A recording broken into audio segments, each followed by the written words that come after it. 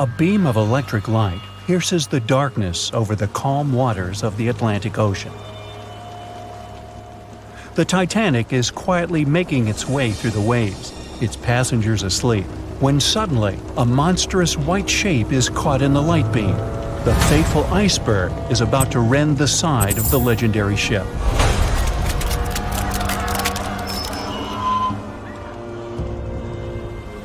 April 14, 1912, only 2 days before someone will take a photo of a giant iceberg with a pretty unusual elliptical shape. It turns out that this iceberg most likely formed out of snow that fell 100,000 years ago. Researchers used computer modeling to figure out its origin. They used data from 1912 and added some new information about winds and ocean currents. They concluded that the iceberg was probably a part of a small cluster of glaciers in southwest Greenland. These days, it's possible to calculate the routes of such icebergs in any given year in the past. So the infamous chunk of ice was on its way from Greenland to an area further south from Cornwall. If the ship had passed through that region only 2 days later, the iceberg would have moved far away from the point where they met. At first, the weight of the most well-known iceberg in the world was 75 million tons. With time, it started to slowly melt away. And when it sank the Titanic, its weight was only 1.5 million tons. By the time of the collision, it had probably been melting for months, but it was still a true monster. When the Titanic sank, the iceberg was 400 feet long, and more than 100 feet of its surface was above the water. Some people believe it was a supermoon that caused the Titanic to sink. That night, there was a rare lunar event. It hadn't happened for 1,400 years. In normal conditions, the iceberg wouldn't have traveled so far south without melting and losing the largest part of its mass. But the supermoon could have been the reason for an unusually high tide that pulled the iceberg away from the glacier way faster than usual. There's a specific type of bacteria that slowly consumes the remains of the Titanic. Salt corrosion, ocean currents, freezing temperatures, plus this rust-eating microorganism might consume the entire wreckage. American actress Dorothy Gibson was aboard the Titanic. She survived, and when she arrived in New York, she started filming a movie called Saved from the Titanic almost right away. The movie was released only a month after the Titanic sank, and in the movie, she even wore the same shoes and clothes she had during the actual disaster. The movie was a big success at that time, but the only known copy was destroyed in a fire. 14 years before the Titanic sank, a novella called Futility had been published, and it seemed to have predicted the whole event. The plot centered around a fictional ship called the Titan that sank during its voyage. The Titan was almost the same size as Titanic, and they both went to the bottom in April. The reason was hitting an iceberg, too. Both the real and fictional ships were described as unsinkable, and both of them had the legally required number of lifeboats, which, as it turned out later, were nowhere near enough. We've seen it in the movie, but there were some real-life love stories happening on the Titanic, too. 13 couples even took a trip on the Titanic as part of their honeymoon. One of the couples owned Macy's department store in New York. Once it became clear the Titanic was rapidly sinking, the woman refused to go into a lifeboat without her husband. But he didn't want to join her while there were still women and children who he thought had to go first. Then his wife gave her coat to her maid. She insisted that the maid should get into the lifeboat, and she wanted her to be warm. As for the woman herself, she decided to stay with her husband till the end. Some people believe Titanic sank because of a mummy, not an iceberg. It all started around 1000 BCE with a mysterious woman who lived in Egypt, in the City of Thieves. People knew little about her, but they called her a priestess. Her mummy was put in a wooden sarcophagus and covered with a large lid with the image of her face and some mystical inscriptions. This place had been hidden until the first half of the 19th century, when a group of locals accidentally came across it. They disturbed her peace. No one knows how, but the mummy disappeared that day without a trace. A couple of decades later, a group of rich friends from England traveled to Egypt and found the empty mummy casket with the image of the priestess, whose dark eyes seemed to be looking into the void. They decided to buy it, but the buyer disappeared the same night before he even got the case. All members of the group had some accidents. The casket changed its location a couple of times until it, as some believe, ended up on the Titanic. It took more than 70 years for a robot submarine to find the ruins of this legendary ship. The wreck lies nearly 13,000 feet under the surface of the Atlantic Ocean, split into two halves. Why did the liner break apart?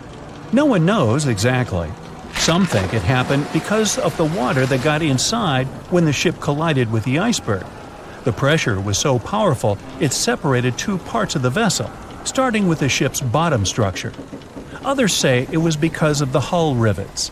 They had a high concentration of slag or smelting residue, and that's something that can cause the metal to split apart.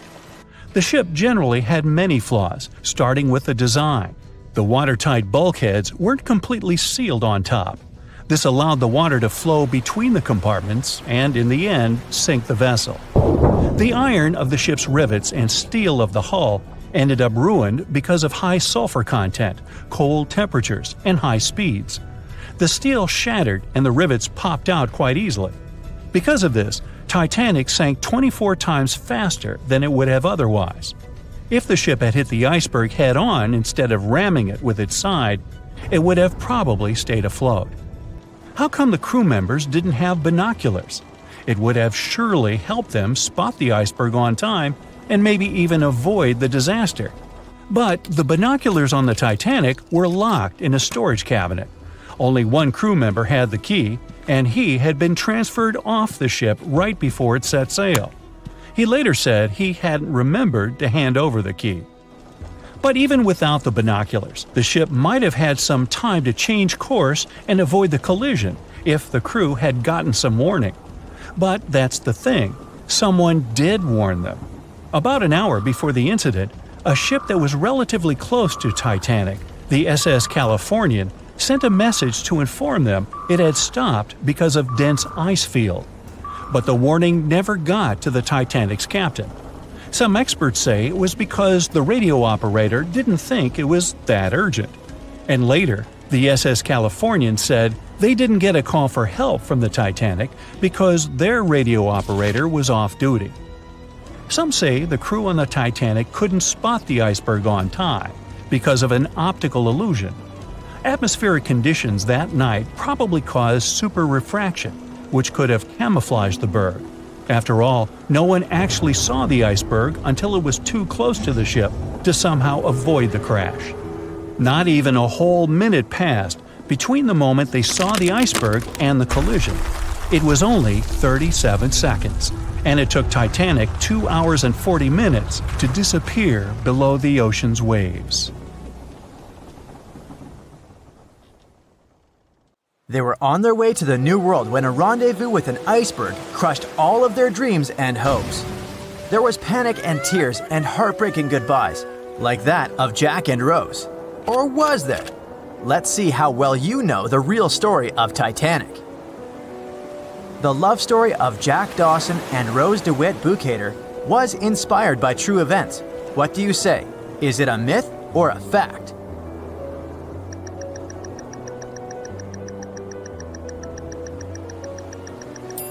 The most emotional Titanic love story was actually all made up by the screenwriter and director of the famous movie, James Cameron. Some passengers featured in the movie were real though, and by a mere coincidence, there was a J. Dawson on board. His name was Joseph, not Jack, and he worked as a coal trimmer. The most expensive object lost with the Titanic was a painting by Pablo Picasso. What's your take on this one?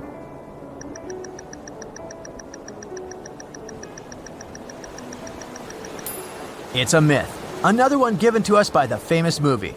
The most valuable item that went down with the Titanic was probably a Mary Joseph Blondell painting, created in 1814.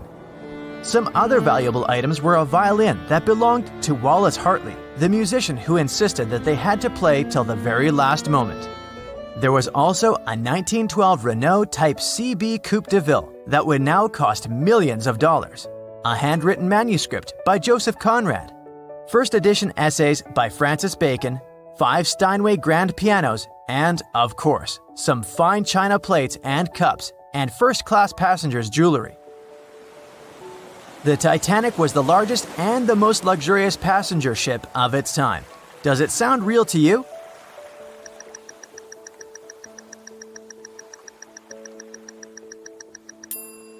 Yep, it's totally true.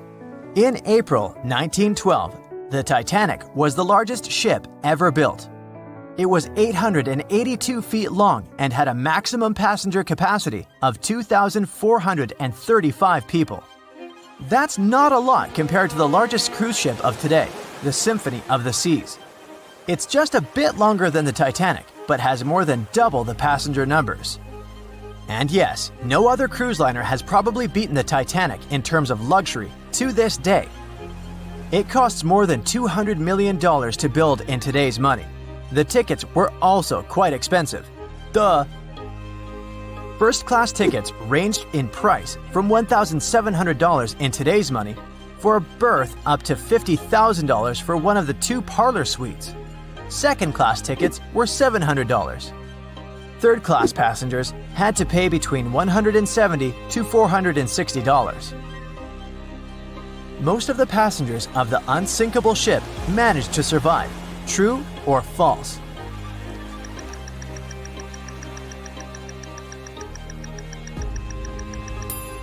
Sadly, it's false. Only 37% of all the passengers actually survived the meeting with the Titanic. Around 61% of the first-class passengers, 42% of the second-class passengers, and 24% of the third-class passengers made it out alive. The Titanic was passing through the Bermuda Triangle when things went wrong, and that's probably why it sunk. What do you say? Myth or reality?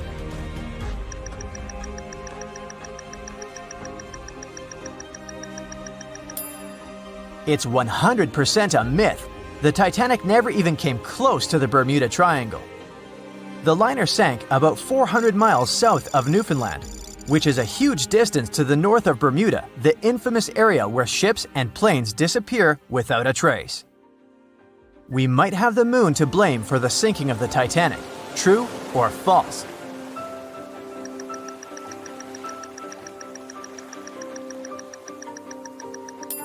This one is true. The moon heavily affects the tides on Earth. The closer the moon is to the Earth, the stronger the tides are because of the increasing gravity of our satellite.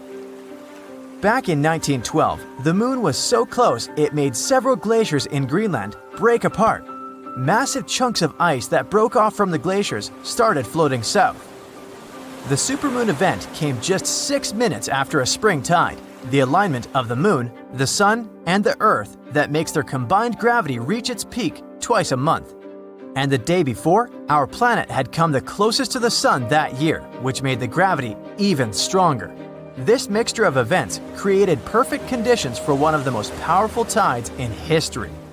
Icebergs breaking off from Greenland's glaciers drift off to the coastal waters of Labrador and Newfoundland, where they often run aground.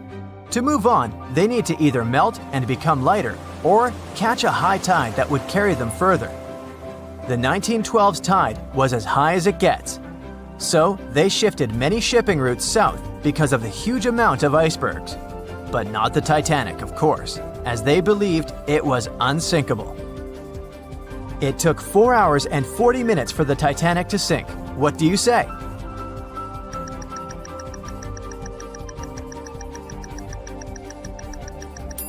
It's false, and if you're a Titanic expert, you definitely know it was actually 2 hours and 40 minutes. And this was slow enough, given the damage caused by the iceberg. It didn't sink faster, thanks to the ship's construction. There were 16 watertight compartments in the lower part of the ship. They worked as a lifeline. When the iceberg crashed into the hull, it broke into 6 boxes. The Titanic could have stayed afloat only if 4 compartments had been damaged. water filled the first 6 compartments within 1 hour. During this time, the ship tilted slightly to the right side. Then, water began to flood the 7th box when all 6 boxes were filled. And from that moment, the sinking rate was growing with every second. The ship's bow sank under the water, and then the stern filled up. One of the leading reasons for the Titanic tragedy was signal rockets. True or false? What's your take on it?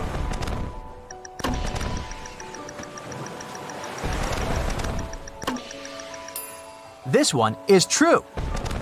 When any ship sinks, the crew members must release red flares. It's a signal to all nearby ships that someone is in trouble. But for an unknown reason, someone put white lights in the Titanic's rocket box. When the ship crashed into an iceberg, the crew members released white flares. Another ship, SS Californian, was nearby at the time. Its captain knew the Titanic was going through a dangerous iceberg area. The crew of this ship didn't see the Titanic in the dark, but they noticed white rockets.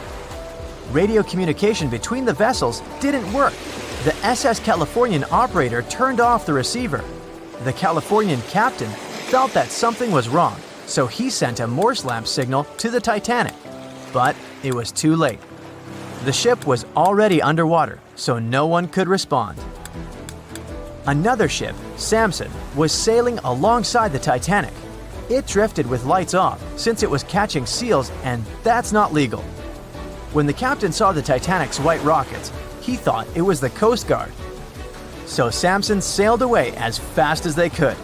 They realized they had abandoned the drowning passengers once they made it to Iceland and learned the horrible news.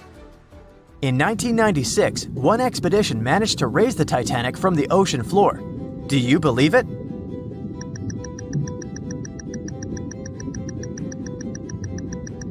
If you don't, you're right.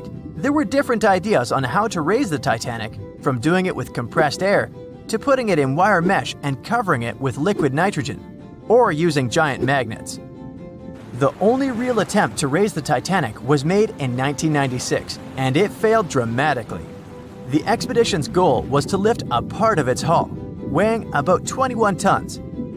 It would still have been the largest piece to see the sunlight again, if the operation had succeeded, that is. They lowered 4 large bags filled with diesel fuel to the bottom of the ocean and attached them to the hull plate. Then, the fuel bags were released and they started lifting the pieces on their own. The plate was about 200 feet below the surface when the weather got rough. The expedition members decided to tow the part to calmer waters around 80 miles away. Long before they reached the towing destination, half of the plate broke off and sank to the bottom again. 2 of the lifting bags seemed to have broken loose, and the hull went down. The Titanic will most likely crumble to dust halfway up if someone tries lifting it again. So, how many correct answers do you have? Let me know in the comments below. On April 10, 1912, crowds gathered at Southampton Beach to wave off what was, at the time, the world's largest and most prestigious ship, the RMS Titanic. The cost of the most expensive first-class parlor ticket was $4,350. That's around $70,000 in today's money. But barely 5 days after steaming away, the ship was swallowed by the Atlantic Ocean. So let's rewind and go back to what actually happened on that fateful night. The captain wanted to set a speed record for the ship's maiden voyage and arrive early. The ship was deemed unsinkable, so he went full throttle into the dark Arctic waters. After spotting the 100-foot iceberg, the crew desperately tried to steer the vessel away and avoid the collision, but the Titanic was traveling too fast, and the iceberg tore down the side of the ship, creating a huge opening in the hull. It wasn't a continuous rip, and damage was caused in several places. In total, the damage spanned along an area of around 300 feet.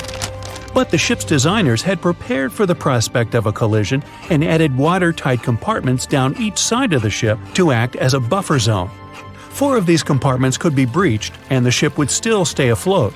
But because the iceberg tore down the side of the Titanic, it ripped holes in 6 compartments.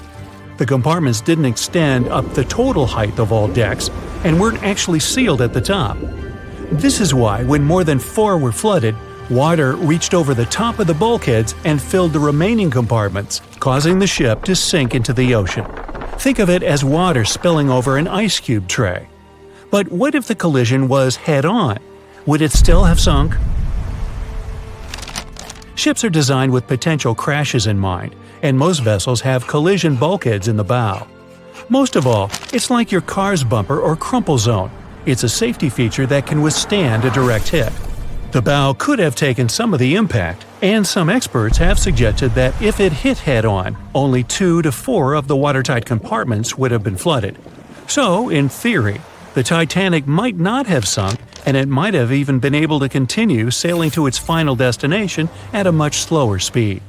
The force of impact would likely have been huge, though.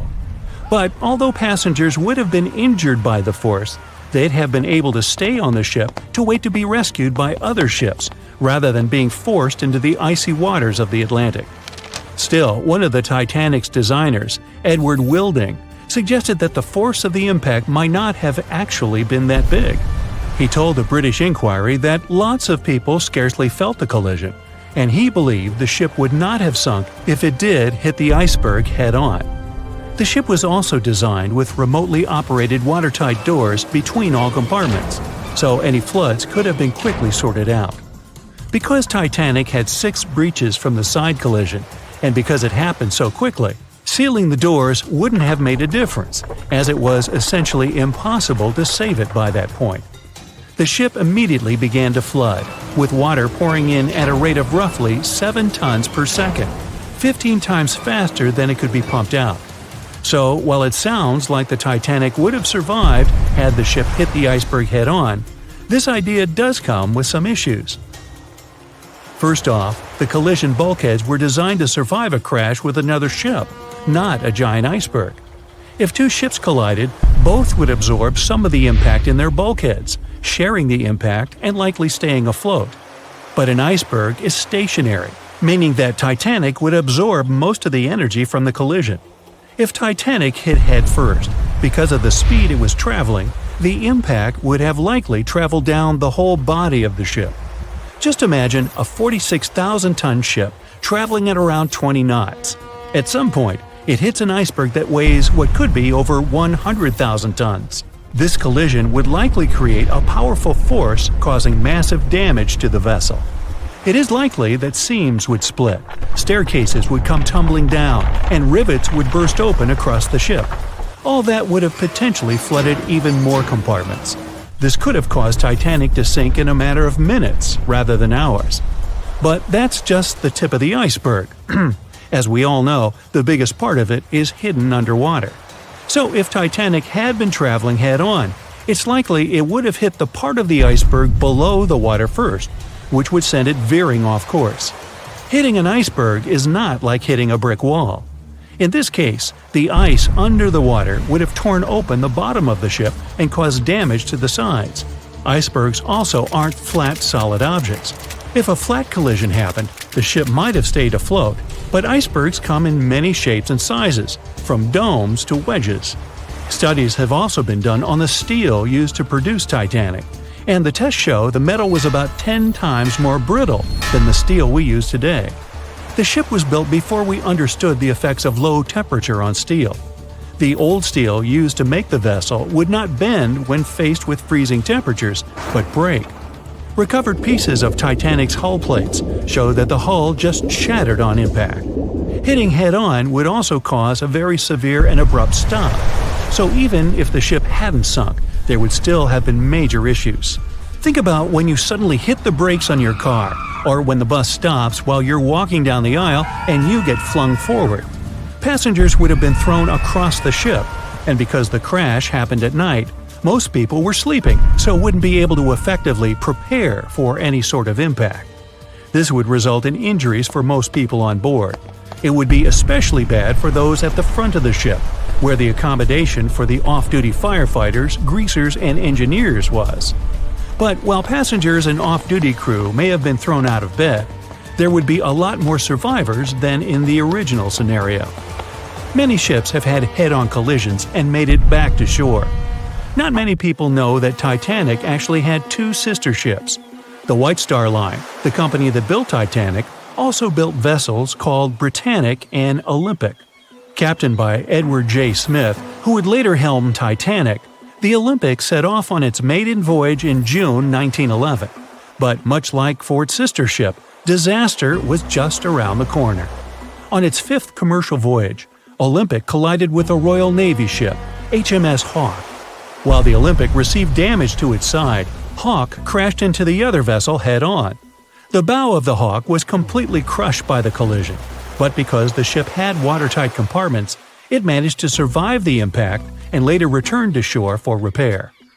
Another study case is the SS Andrea Doria, which was an Italian ocean liner that made global headlines in 1956.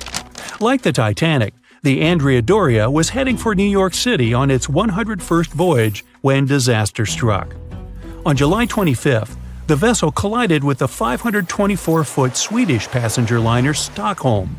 The Stockholm hit the ship head-on, but the point of impact for the Andrea Doria was on its side. The front of the Stockholm was completely smashed, but because the impact was on its hull, it managed to survive. The Andrea Doria, however, sadly sank due to the collision being on the side of the ship. So these cases could suggest that maybe the Titanic would have survived had it hit the iceberg head-on. But we have to remember that the Titanic hit the thing full speed, whereas both the Olympic and the Andrea Doria were traveling slower. In the Titanic movie, you won't see any fumes above the fourth funnel of the legendary ocean liner, and it's not a mistake. Back in 1911, the year before the Dream ship's departure, large ships would mostly sail with 4 chimneys. They needed those to draw heat and fumes from their massive boilers.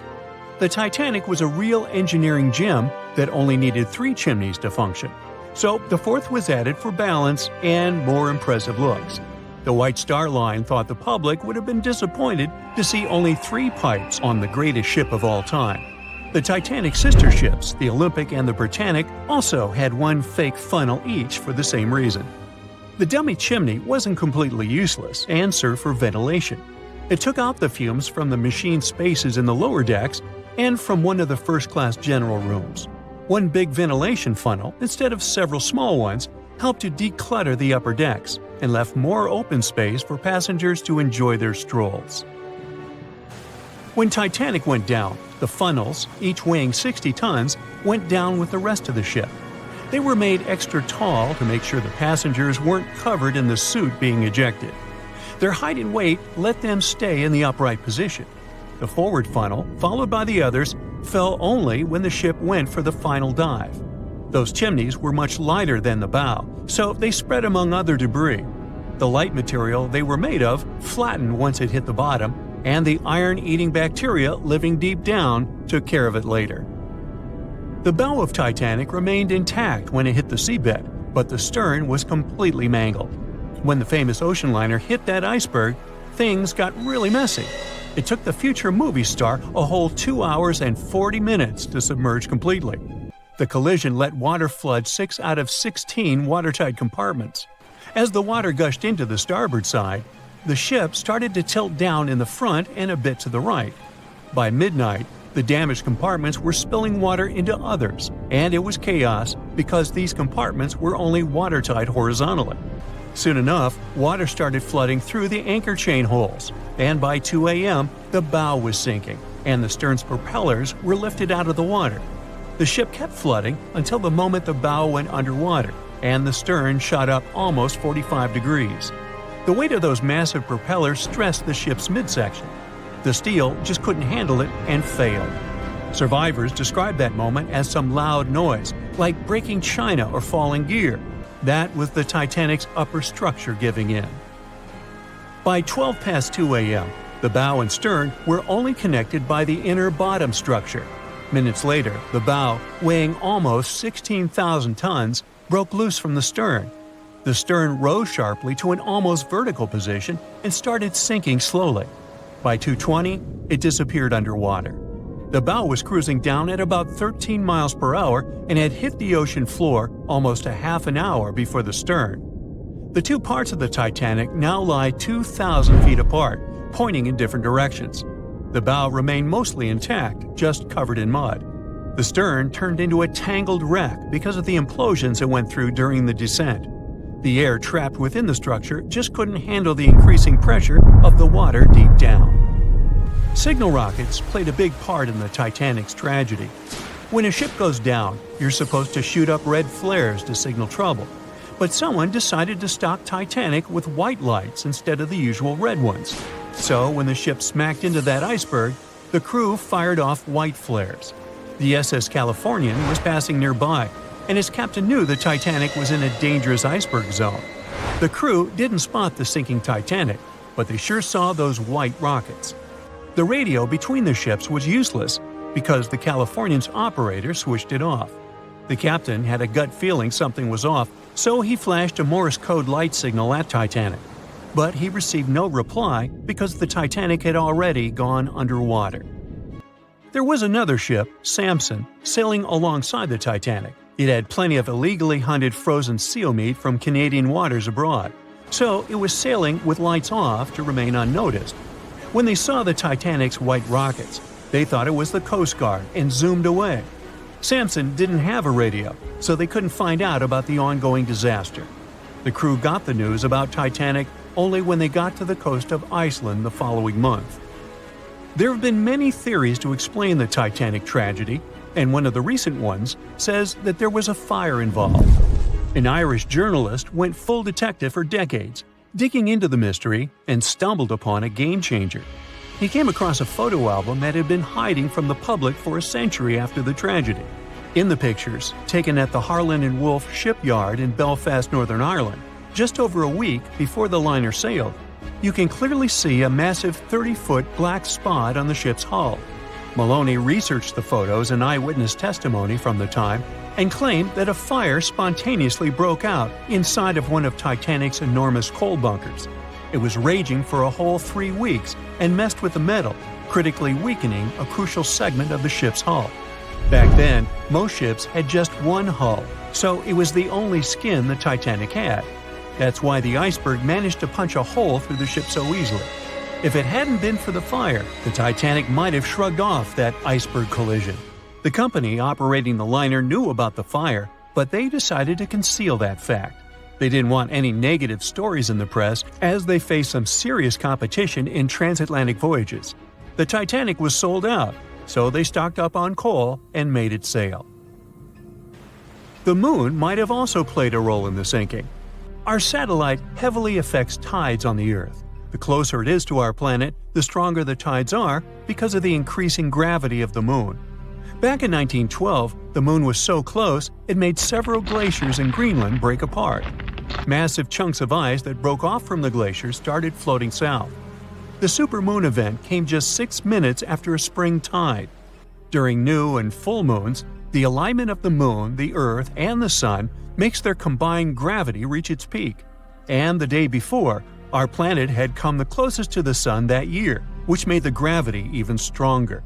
This mixture of events created perfect conditions for one of the most powerful tides in history. It created the perfect conditions for the icebergs breaking off from Greenland's glaciers to move freely. Opponents of this theory say that the difference in tidal force wasn't actually that big, and it couldn't have been the main cause of the sinking. The iceberg tore down the side of the ship, leaving a huge opening in the hull. It wasn't a continuous rip, and damage was caused in several places. Some experts believe the ship would have survived the iceberg if it had hit head-on. The Titanic had watertight compartments designed to prevent flooding in case of a collision. Only the first 3 or 4 of these compartments would have been flooded. This could have helped save a lot of lives. Supporters of this theory put the blame for the disaster on First Officer William Murdoch. Huge, fast-moving ships don't just turn in a matter of seconds like a speeding car. It takes minutes. When Murdoch realized the collision was inevitable, he tried dodging left to avoid a direct hit. But despite his efforts, the ship still collided with the iceberg. You know the rest. Can you guess how many theories of the Titanic's sinking exist? Right, loads, including a theory of my own, which I'm going to share with you today. And then you can decide which one seems most likely to you. One Piece theory. The very first version of the events was the One Piece theory. It's very simple and basically claims that the sinking happened without any breakups. 2:15 a.m., the ship collides with an iceberg. 2:18 a.m., the lights go out. The ship reaches an angle of 45 degrees and then quickly begins its final plunge into the ocean depths. 2:20 a.m., only about 3 minutes later, the RMS Titanic disappears under the surface of the ocean for good. The liner doesn't break, it just goes down as a whole piece. Of course, this can't be true. In April 1912, the Titanic was not only the largest ship in the world, but also the largest ship ever built. It's hard to believe that such a heavy vessel could have gone down without breaking. That's just impossible. Well, I mean, you can't blame the theorists. Before we found the wreckage, there were no other theories. Wait a minute, or were there? The day after the disaster, the survivors gave their interviews. They talked about what had happened, and some of them claimed that the ship had actually broken in two when it had been flooded. For example, Jack Thayer, a 17-year-old boy, outlined the sinking as he remembered it, and L.D. Skidmon drew a sketch based on his description. The picture clearly showed the ship breaking in half. But no one believed Jack or other witnesses. There was no evidence, so their claims were received with a grain of salt. But in 1985, things changed. First breakup theory. That's when Robert Ballard found the wreckage of the Titanic in the depths of the ocean. When people saw the wreckage, it became clear that Jack and the other survivors had been right. The Titanic did indeed break in two when it sank. So it's time for a new theory. 2:15 a.m. The keel breaks, the starboard list eases, and the hull continues to bow and crumble. 2:17 a.m. The galley sections break off. The towers immediately drop under their own weight. The lights go out. The stern is pulled into the air. The bow breaks off and starts sinking. The aft is barely hanging on to the starboard side of the stern section superstructure. The stern section slowly lists over to port as it begins sinking again. It rises up one last time and pivots in a semicircle as it sinks. It all sounds pretty convincing, right? But people began to find plot holes in this theory. For example, the Titanic couldn't have held together until it reached such a high angle. The breakup would have had to begin much earlier. This only meant there was still a vast field for research and speculations. So people started to come up with their own possible scenarios. How about we look first at the ones no one likes? V-break and Aaron 1912 V-break. According to the first breakup theory, the Titanic reached a high angle, and the weight of its unsupported stern caused it to crack from the top down. But it's physically impossible. So, are there any other ideas? In 2006, Roger Long, a naval architect, decided to research a so-called V theory. 2:17 a.m. The breakup begins at a shallow angle, perhaps as little as 11 degrees. The upper structure fails and starts to crack. At this moment, only its double bottom is holding the Titanic together, but it starts to bend under the strain too, failing the ship. Water is pouring through the crack. It increases the weight in between the two sections, bending the Titanic the other way and pulling it into shape somewhat resemblant to the letter V. The upper decks get mangled and bent together. The bow heads for the bottom, and the stern is the last to sink. This theory has since been disproven many times, though. Roger Long believed it because the broken edges of the upper decks in the Titanic's bow section were all mangled and crushed. However, we have learned that it happened because of the so-called hydraulic downburst, the force of the water crashing into the deck as the Titanic hit the ocean floor. Another V-break theory states that the bow had risen out of the water after the break. This theory was mainly peddled by one former Titanic enthusiast. But not only has this theory been proved to be physically impossible due to the bow's incredible mass, it was also inspired by incorrect information. Remember Jack Thayer? Well, it was based on his sketch and the words of a couple of passengers. But the truth is, None of them had ever seen the Titanic break down like this.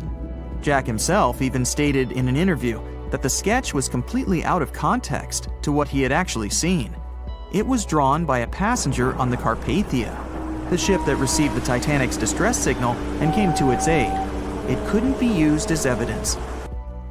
Now that we know this, let's move on to the theories that most people believe in. James Cameron's banana peel theory. Who hasn't seen the legendary movie about the Titanic, right? It became the leader of the 70th Academy Awards ceremony in the number of nominations and awards, and deservedly so. But did you know that James Cameron had been interested in the Titanic for many years and studied the ship's history? His books and research are very detailed, and he even came up with his own version of the events. It's called the banana split theory, and this is actually what you could see in the movie. Here's how it goes. The Titanic reaches a 23-degree angle and fractures down to the keel. The double bottom acts as a hinge as the stern falls down. When the double bottom fails, the bow and the stern separate. The stern lists to port, standing vertically, and then begins to go underwater. This theory is the most scientifically accurate one, along with Roy Mengat's theory. Wait, who's Roy Mengat? Mengat theory. Roy Mengat was an engineer who came up with the most plausible theory for the time being. 2:17 a.m. The lights go out on the Titanic. At this moment, the ship is at an angle of 20 to 23 degrees. Suddenly, the vessel snaps in two just around the third funnel. It causes the stern to settle into the water. The keel fails first. The draft and lower hull are crushed and break apart. Water surges into the bow and stern of the ship through the huge cracks, causing the bow section to sink beneath the waves. The stern rises up to the angle of 70 to 90 degrees, and then it sinks too. This theory seems to make the most sense, but it's quite controversial. The survivors who saw the breakup stated that the stern had settled back with the bow completely missing. Mengat's theory, however, contradicts that statement, while James Cameron's scenario takes this into account. Are you thinking what I'm thinking? The truth must be somewhere in the middle. My version. Now, as promised, I'll provide you with my version of the events. Well, it's not really my theory, more like a combination of Roy Mengat's and James Cameron's ones. I believe that James Cameron was right about the breakup. 2:17 a.m. The ship is at a high angle. The lights go out. Then it snaps into two pieces. The bow starts sinking. The double bottom is still attached to the stern for a minute or so. Once the double bottom fails, the two parts separate and the bow goes down.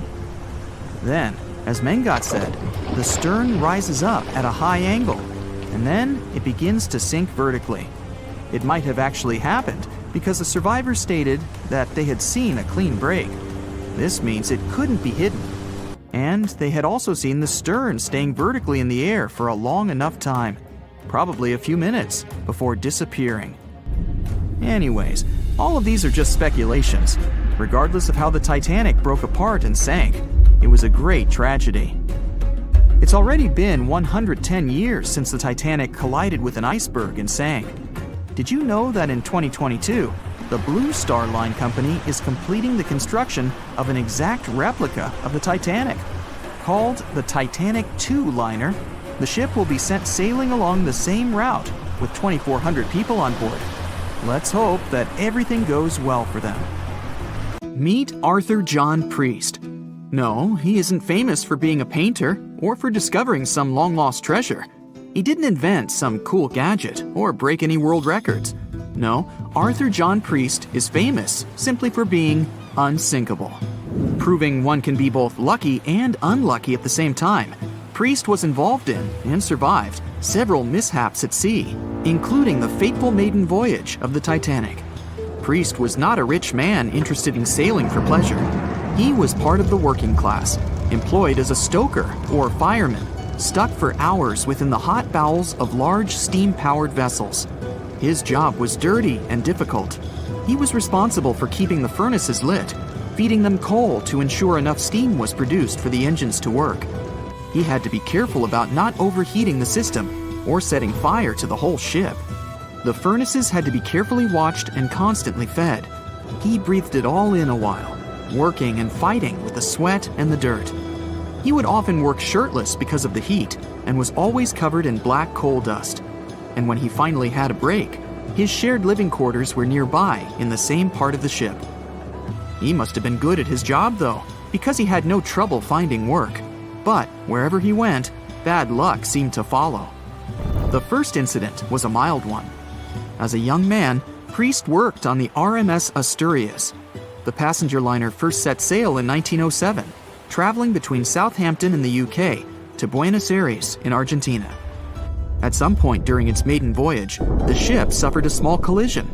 The damage was bad enough that the ship returned for repairs. Thankfully, there were no reports of any serious injuries. Priest, unfazed, simply went to work on another ship, but his bad luck lingered on the Asturias. In 1914, the Asturias became a hospital ship, helping care for sick men and women around Europe while bringing them home to England. But in March 1917, at just around midnight, the ship was struck by a foreign object. Its hull was breached and the engine room flooded. The captain ordered everyone to abandon the ship, sending crew, patients, and health staff scrambling for the lifeboats. The vessel was still moving, powering through the water because the main controls, located within the flooded engine room, could not be turned off. The captain refused to leave the ship while people were still trying to escape. He was able to aim the Asturias towards Bolt Head, where it finally hit land and couldn't sink. The remaining lifeboats were lowered and the final survivors made it to safety. When they studied the damage on the ship later, the Asturias was declared a total write-off. It might be hard to pin this particular disaster on Priest. After all, he wasn't even on the ship at the time. But it seemed that many of the ships on which he served were destined for trouble. His bad luck followed him to his next job on the RMS Olympic, a massive ocean liner. The Olympic was big. In fact, it had been designed and built as part of the fleet that included the Titanic. But with size came sacrifice. The Olympic was great at moving in one direction, but very difficult to handle when it needed to turn. It was September 1911. The Olympic was trying to alter its course. The Hawk, a smaller ship sailing nearby, didn't give the larger vessel enough room to maneuver, and the two slammed into each other. Because the Hawk was engineered to deal with potential confrontations when out at sea, its reinforced bow tore through the Olympic. Two large gashes appeared on the ocean liner's side. The propeller shaft was badly twisted, and worse, the ship began to take on water. Somehow, the Olympic made it to shore without sinking, and nobody was seriously hurt. Priest had no idea that this was just a small taste of what his future held for him. He next found employment on a brand new ship, a better ship, an unsinkable marvel that was said to be the biggest vessel to have ever been built. Yes, he was going to work on the Titanic. And what a job! It took 29 boilers, requiring 850 tons of coal a day to produce enough steam to power the Titanic. Priest was just one of 150 stokers toiling away in the ship's underbelly, keeping those fires burning day and night. He made around $30 a month. But on April 14, 1912, he would find himself flung from a world of extreme heat to one of blistering cold. At approximately 11:35 p.m., the crew spotted an iceberg. The Titanic tried to avoid it, but the alarm had been sounded too late. 5 minutes later, the two collided. The iceberg tore through the hull, and the once watertight compartments inside were badly ruptured. As the cold Atlantic water flooded in, the ship began to sink. Distress signals were sent, but the closest ship, the Carpathia, was over 3 hours away. In the dark of night and stuck in the middle of nowhere, the crew and passengers panicked. Those who could scrambled for the lifeboats. Others jumped into the icy waters. In total, only 706 survived that terrible night. Priest, at the time of the collision, was down in the ship's lower quarters. He was on break, relaxing from a hard day of work. And as the ship went down, so did his chances of survival. He and his fellow workers were in the most dangerous position on the ship. They had to make their way through a maze of corridors and gangways, some of which were flooded, in a mad dash to the deck. And then they faced the frigid water, jumping in and desperately swimming to safety. The ocean was so cold that Priest even suffered frostbite before finding his way onto a lifeboat. He was one of only 44 stokers to survive that night. After an experience like that, most of us would never set foot on a boat again. But Priest had to work. His next job also ended in disaster. He was offered employment on the HMS Alcantara. It went down in 1916, and Priest was again one of the few to make it to safety. He was badly wounded in the process. But he kept pressing his luck, and his next job as a stoker may have felt eerily familiar. He would be working on a ship built by the same people behind both the Olympic and the Titanic. And this ship, named the Britannic, was the biggest of the three. It was also believed to be a superior vessel, fitted with new safety features after the Titanic sank. For example, it had 48 open lifeboats, 46 of which were the largest ever used on a ship before. 2 of these were even motorized and equipped with special communication devices. The good news? The Britannic survived its first trip without incident. It was already doing better than the Titanic ever did. However, on November 21st, 1916, the Britannic was shaken by a loud explosion while traveling through the key channel in the Aegean Sea.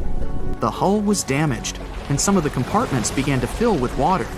But, unlike the Titanic, the Britannic had been designed for just such an emergency. It had been fitted with 5 watertight bulkheads. Intact, these would help keep the ship safe and floating for a much longer period of time. But there was one issue. Portholes along the lower decks had foolishly been left open. As the ship tilted, the portholes let in water, which flooded the Britannic and hastened its descent into the sea. This effectively made those watertight bulkheads useless. The ship was going down fast, much faster, in fact, than the Titanic had sunk. 35 of the lifeboats were successfully launched, saving most on board.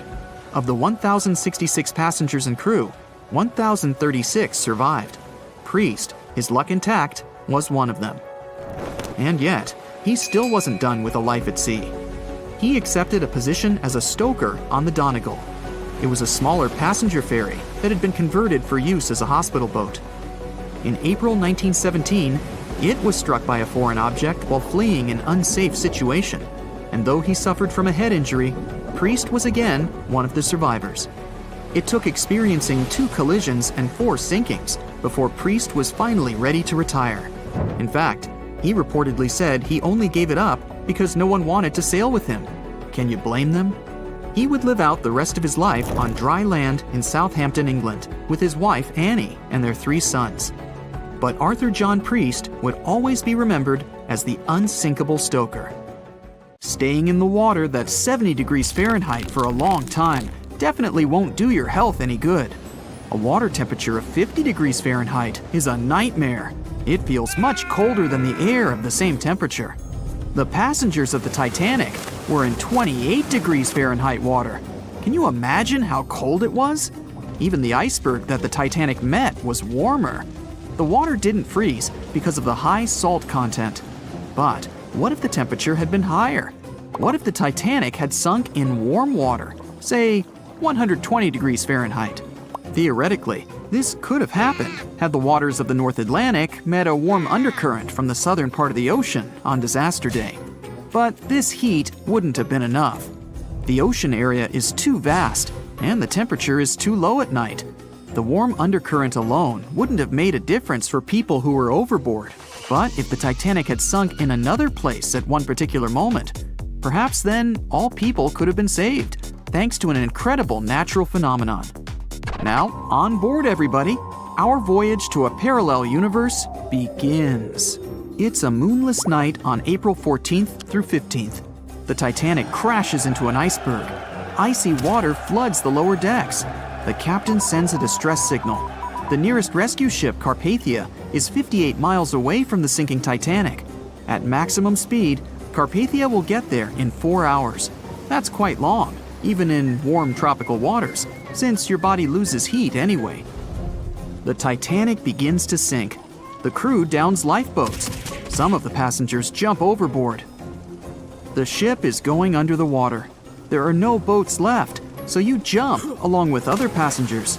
It feels as if you got inside a huge iceberg. The water is so cold that it's hard for you to move. You can't even scream because there's no air in your lungs.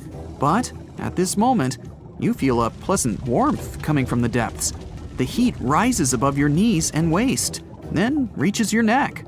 Finally, you regain control of your muscles and can breathe deeply. You notice that all the other passengers feel the same warmth. The water becomes a little hot. It makes you happy. But in a moment, horror replaces your delight. The ocean begins to foam. And not because of the high temperature, but because something is rising from the ocean floor. You hear a heavy, low sound coming from the depths. It's not a sinking Titanic, but something bigger. You can see a huge iceberg nearby. It's melting, and a huge chunk is breaking off from it. 1,000,000 bubbles appear on the surface. Then you feel something hit you in the leg. Thousands of strange lightweight rocks are rising from below. There are also massive plates among them. People use them as lifeboats. You climb on one of those rocks and look at the ship. It doesn't sink, since all the water is bubbling and pushing the vessel up. You take one of the small rocks and understand everything. It's pumice. An underwater volcano has woken up right under the ship. Thousands of tons of volcanic rock are floating to the surface. When it erupts, its magma shakes the entire space, heats the water, and destroys the seabed. But it doesn't result in anything destructive on the surface.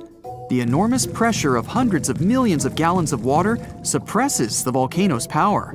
Molten rocks of the Earth's crust are pressed against the seabed, and pumice rises to the surface.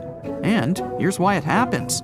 The upper part of Earth consists of many solid parts, tectonic plates.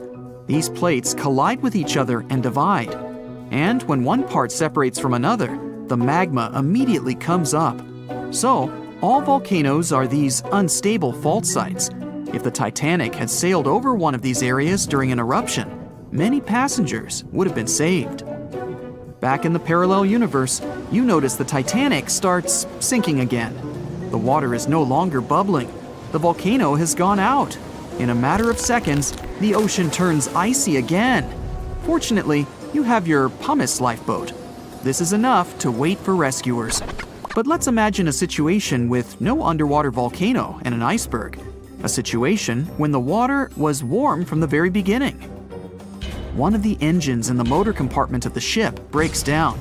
Several pipes burst because of increased pressure, and now there's a crack in the ship's body. Water is filling the lower decks. The ship is sinking. People evacuate on lifeboats. There's less panic since the night is warm and no one is freezing. Each passenger gets a life jacket. The ship is breaking. You understand that you have to jump. The Titanic goes underwater. Many passengers fall overboard in horror. They dive into the dark ocean and immediately come to the surface. Panic and complete chaos take over. The ship disappears in the dark, and finally, it's all silent. A few minutes pass, and you notice there's no panic at all. The water is warm. Almost all passengers have life jackets. Someone is floating on the wooden shipwreckage. After a couple of hours, the water no longer seems so comfortable. The ocean takes away your body heat. To keep warm, passengers swim closer to each other in a tight circle. Yeah, now it's quite possible to wait for another couple of hours till the rescuers come. People on lifeboats sail closer and take those who freeze on board. Passengers take turns, 20 minutes in the water, then 20 minutes in boats. It's essential not to take your clothes off. Even a wet outfit helps keep your body warm for longer. And when it seems that everyone is saved, somebody screams. A girl in a boat looks scared. She trembles with fear and points her finger into the black water. Passengers try to see what's there and notice a triangular fin. 1, 2, 3. There are so many of them! The noise of the sinking ship has attracted a group of sharks. And now, they are circling the survivors, hoping to satisfy their hunger. They're swimming slowly. It doesn't look like they're going to attack. But you should keep your eyes open, as these fish are some of the world's most aggressive and dangerous sharks. the bull sharks. They can be agile, fast, and unpredictable. They don't swim in the cold waters of the Atlantic, but the water in this parallel universe is perfect for them. The sharks are strong and sturdy. They create the illusion of slowness to relax their prey.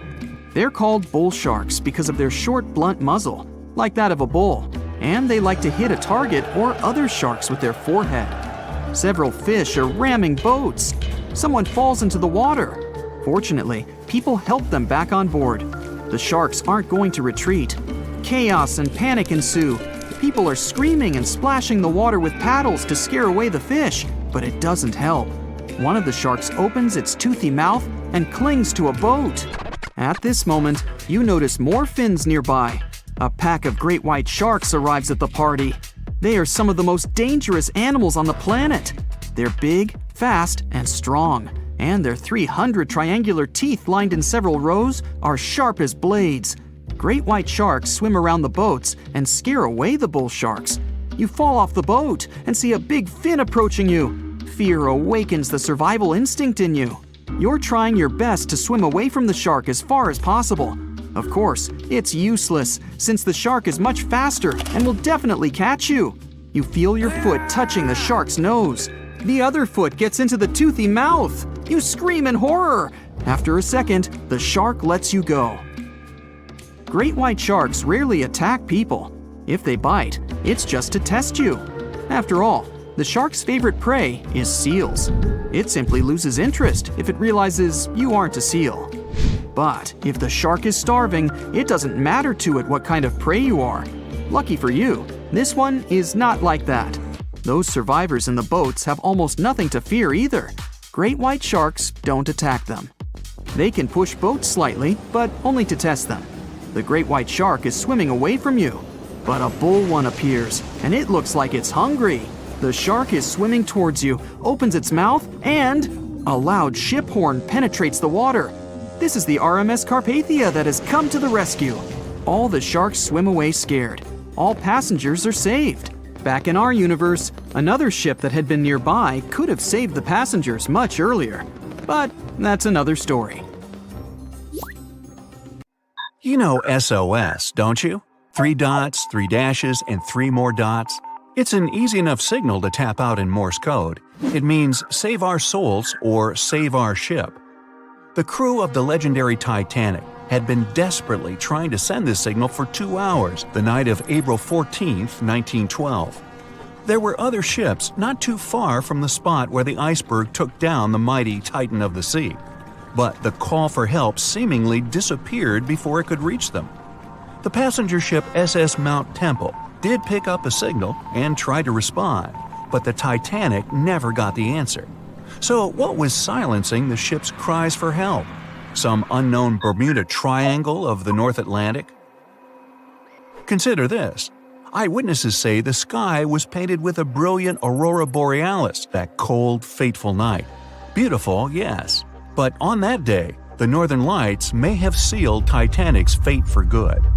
You see, the aurora borealis forms thanks to geomagnetic storms. Sounds complicated, but those are basically fluctuations in the Earth's magnetic sphere. And what causes those is the sun itself. The magnetic sphere is like a protective bubble that surrounds our planet. It blocks harmful solar rays, winds, and other cosmic dangers from reaching us. Without it, life on our planet wouldn't be possible. Earth would look more like Mars. You also have it to thank for compasses pointing north. Experts know the Earth's magnetosphere affects navigational equipment, or disrupts it. Which brings us back to the Titanic. Recently, a published weather researcher named Mila Zenkova proposed a theory that solar flares, which provoked a geomagnetic storm, could have played a major role in the Titanic's untimely demise. Solar flares make themselves known on Earth all the time.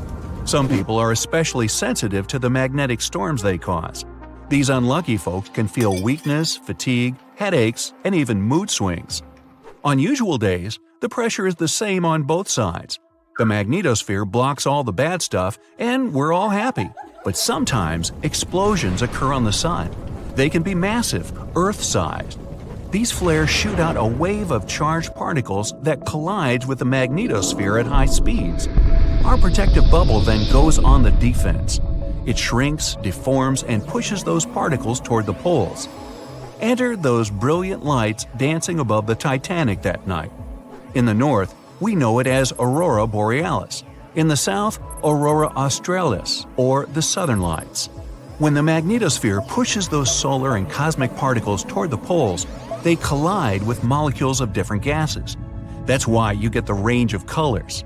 For example, oxygen can be green or red depending on the distance, and nitrogen is blue or purple. What multiple people saw that night was exactly this phenomenon, including the second officer from the rescue ship Carpathia. He wrote it down in the logbook before getting the distress call from the Titanic. But I'm getting ahead of myself. Auroras are a visible sign of a geomagnetic storm.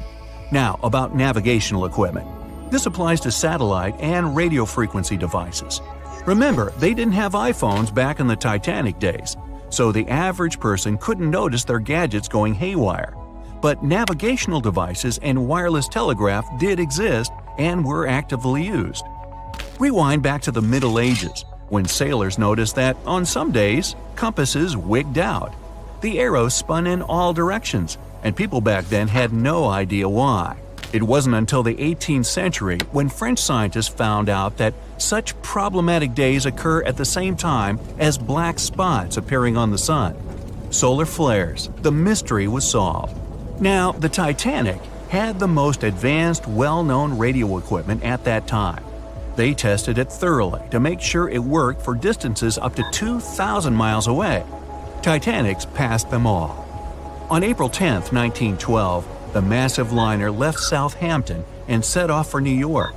The very next day, the crew started getting the first reports of drifting icebergs and ice fields.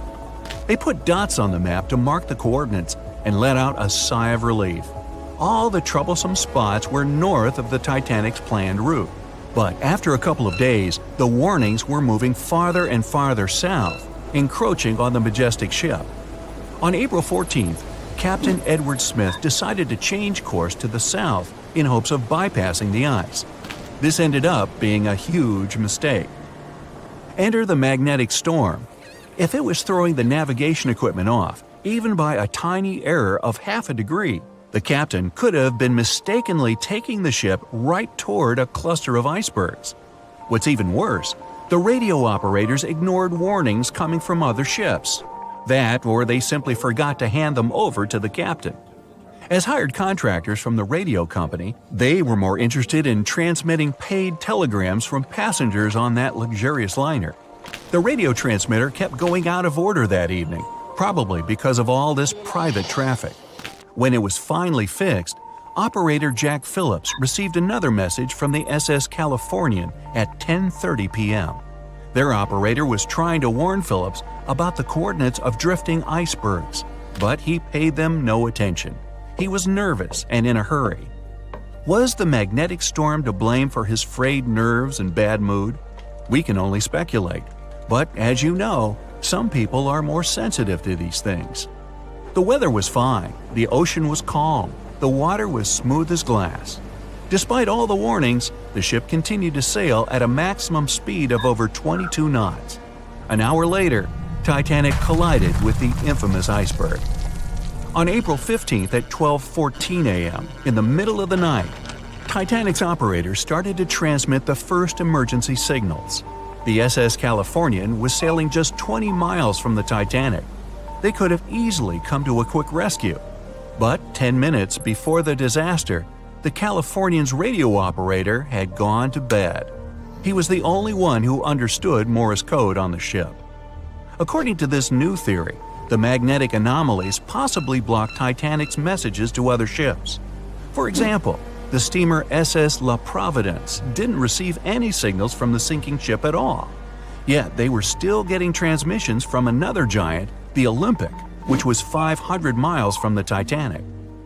That night, the signals were acting strange.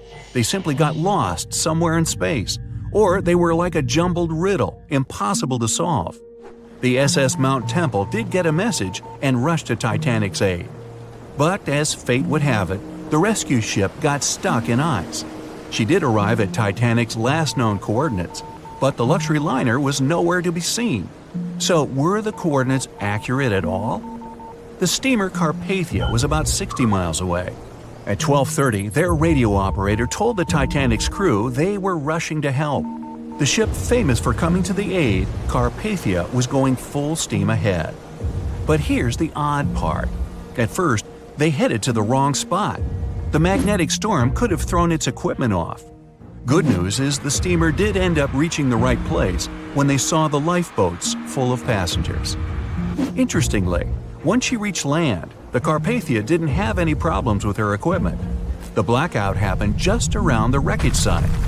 The following investigation blamed radio amateurs for blocking signals. We now might know otherwise. Zinkova explains that at that time, they didn't know exactly how and to what extent the sun influences the Earth. No one could have guessed that the sun could tamper with these massive ships' navigational equipment, especially one that had the best of the best at the time. There's another theory that even the moon could have played a role. Some researchers claim that in January 1912, our natural satellite was closer to the Earth than usual. It caused very strong tides and raised the sea level. Every year, icebergs break away from Greenland and stop around Newfoundland. But not that year. The increased water flow pushed them further for 3 months. And come April, they were right in the way of transatlantic ships. Unfortunately, it was a recipe for disaster when it came to the mighty Titanic.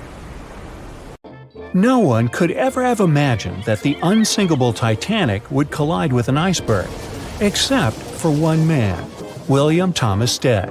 Well, not directly, of course. It's not like he jolted out of bed one day, envisioning the fall of the Titanic. Rather, he wrote an empowering short story called How the Mail Steamer Went Down in Mid-Atlantic by a Survivor on March 3, 1886, 26 years before Titanic sank. Okay, let's do a super quick recap. Titanic was traveling from Southampton to New York in April 1912 in the North Atlantic. The ship hit an iceberg, and less than 3 hours later, it was completely underwater. Out of 2,208 people on board, just 706 survived due to the limited number of lifeboats and icy cold water. Another passenger ship, Carpathia, heard the distress call, picked up the survivors, and brought them safely to New York. The short story William Stead wrote was about Thomas, a British sailor, who got on a passenger liner bound for the U.S. At one point, the protagonist realized there weren't enough lifeboats for everyone on board the ship in case something happened. A couple of days later, heavy fog covered everything in sight. Luck was not on the liner's side, and it collided with a stray ship, just like Titanic struck an iceberg. Only 200 out of the 916 people made it safely to the U.S. The main character managed to survive by jumping into the water and climbing into one of the lifeboats. Now, you'd think that the story riled up everyone in the industry to add extra lifeboats on ships. But sadly, it received very little attention when it was published. Even more tragically, William Thomas Stead was on Titanic when it sank, and he didn't make it. The survivors who knew Stead mentioned that he had always been cheerful and had loved to chat during meals. He complimented the ship's design and how sturdy it was. Witnesses also talked about how he had been helpful when the ship had been sinking, having given his life jacket to someone else. He was a journalist by profession and was on his way to New York for a ceremony. One of his most important contributions to modern journalism was the use of illustrations in every newspaper article. He also introduced newspaper interviews, and they're still used to this day along with illustrations. But this story wasn't the only published work that predicted the disaster. Morgan Robertson was an author and former ship captain who wrote short stories and novels. His most notable novella is The Wreck of the Titan. It's also known as Futility. The book was written in 1898, 14 years before Titanic. It was a fictional story about the Titan, an ocean liner similar to Titanic, which was crossing the North Atlantic. It's also a coincidence that Titan was just as fast as Titanic and shared many other similarities, like size and design. The book described it as unsinkable and the largest ship to hit the ocean at the time. That's what they said about Titanic, too. Another eerie similarity was the limited number of lifeboats it had. The story took place in April, and that's when Titanic set off on its journey and hit the iceberg. The Titan story also mentioned that barely anyone had survived that horrible accident. Unlike Stead's story, the protagonist of Robertson took a different path. The Titan sinking happened somewhere halfway through the book, so after the accident, the main character went on with his life. The book was brought back into the spotlight after the Titanic disaster. How could someone describe the events that took place almost a decade later so accurately? Many started to believe Robertson could see the future. But the reality was that Robertson knew his way around a ship. It was easy for him to write down the nitty-gritty of things without doing more research.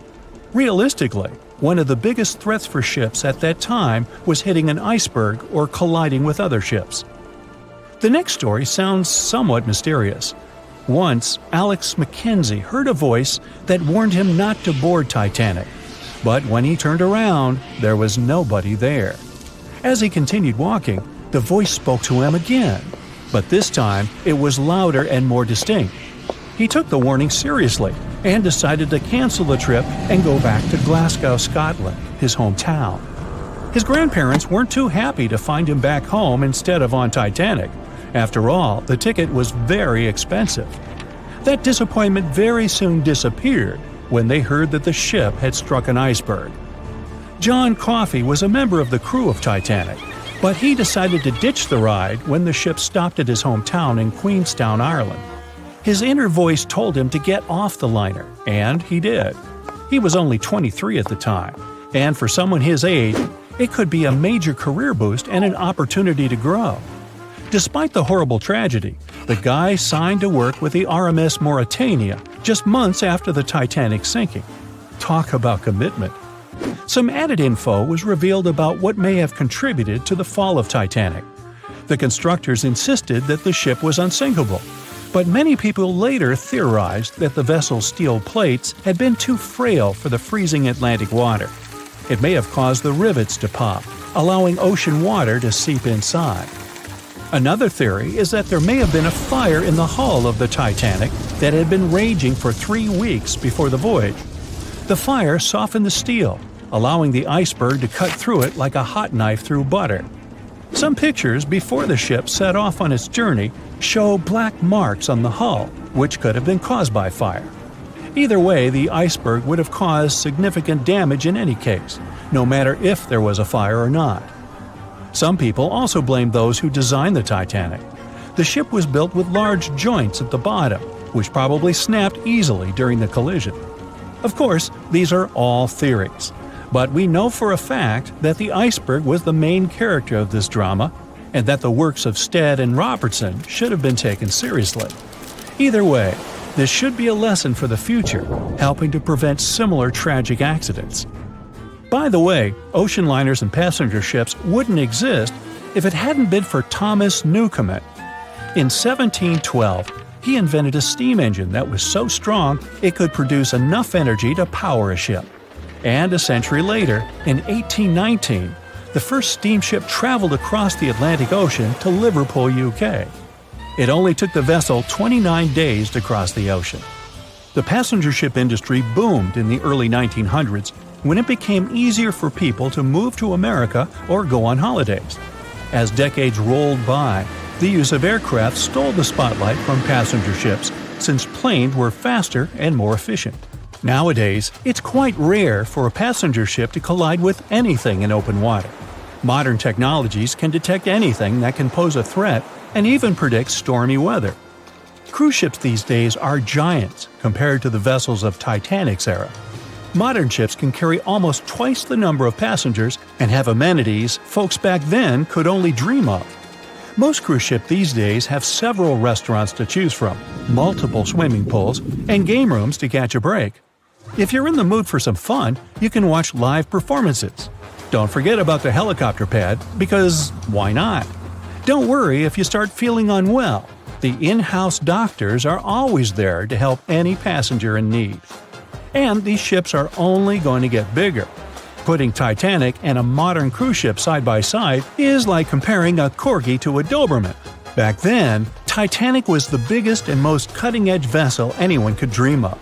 So, who knows what the future of cruise ships can hold? We might even have entire cities floating around. That would be a really big boat. It was the biggest ship ever built in its time, and it was supposed to be unsinkable. But within days of steaming out on its first voyage in 1912, the Titanic was gone beneath the relentless waves of the North Atlantic Ocean. And of its more than 2,200 passengers and crew, only 706 survived that dreadful night. Would a smaller ship have fared any better in the same situation? Did the size of the iceberg truly matter in the end? Was it a mistake for the ship to change course at the last minute as it tried to avoid impact? These are three questions that have people pondering, what if? We do know that Titanic was considered an engineering marvel in its day. Designed by Thomas Andrews for the British shipping company White Star Line, it was just over 880 feet long and 175 feet tall. Built with abundant space for 840 staterooms, a swimming pool, a squash court, a gym, and 2 dining rooms. But it was below deck that one of its most impressive new features could be found. Titanic's hull was divided into 16 compartments designed to be watertight. Up to 4 of these compartments could take on water in the event of a breach, with the remaining 12 helping to keep the damaged ship afloat. It was thanks to these compartments that the ship was regarded as unsinkable. Rumor has it that Philip Frank, White Star Line's vice president, even declared, "There is no danger that Titanic will sink. The boat is unsinkable, and nothing but inconvenience will be suffered by the passengers."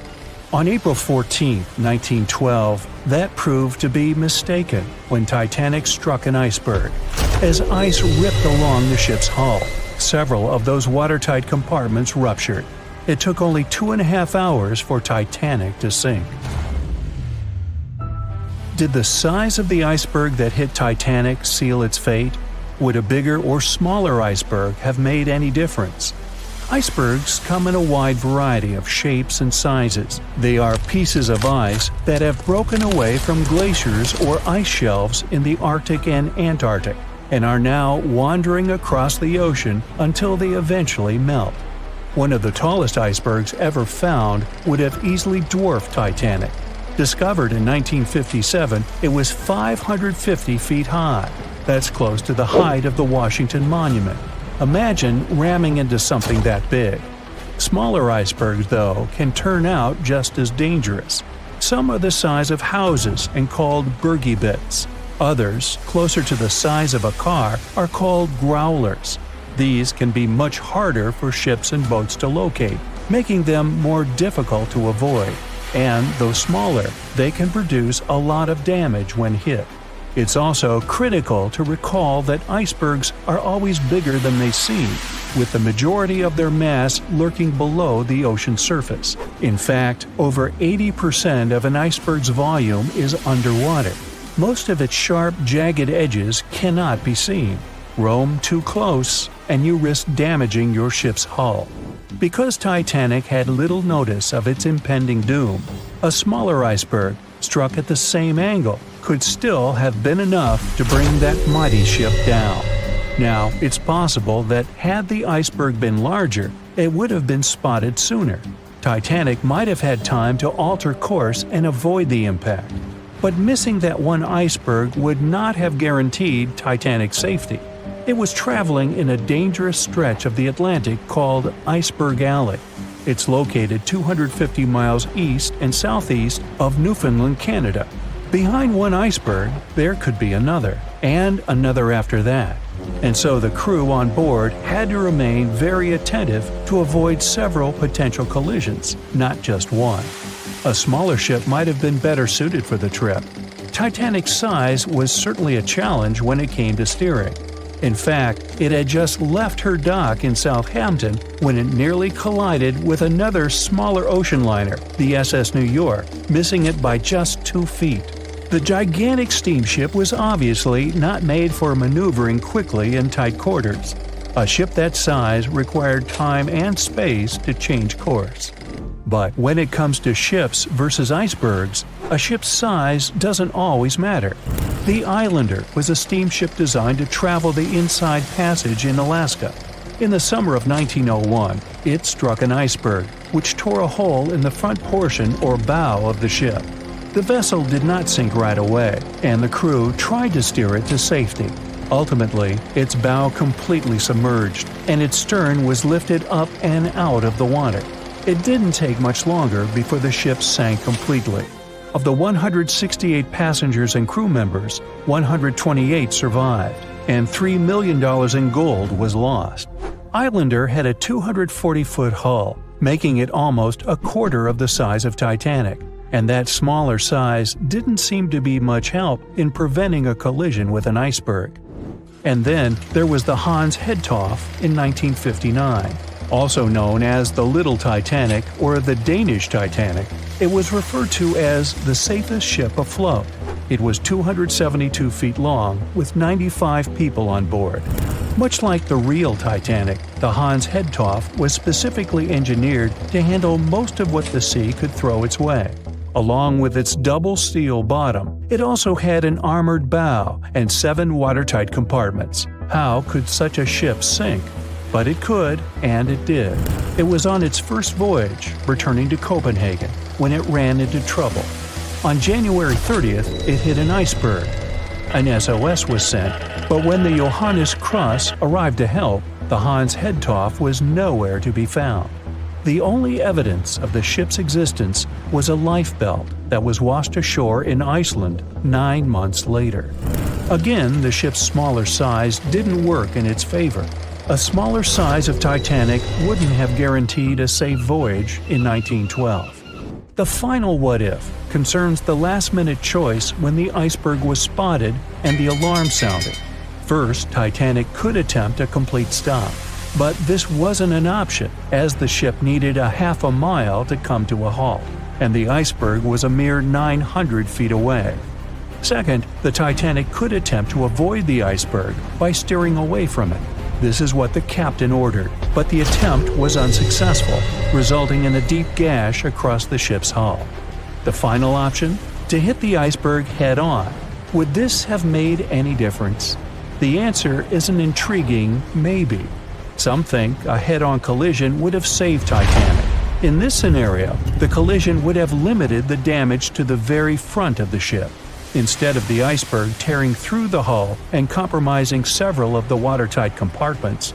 Only 4 of the compartments would have been breached. This meant the others could do their job of keeping Titanic afloat.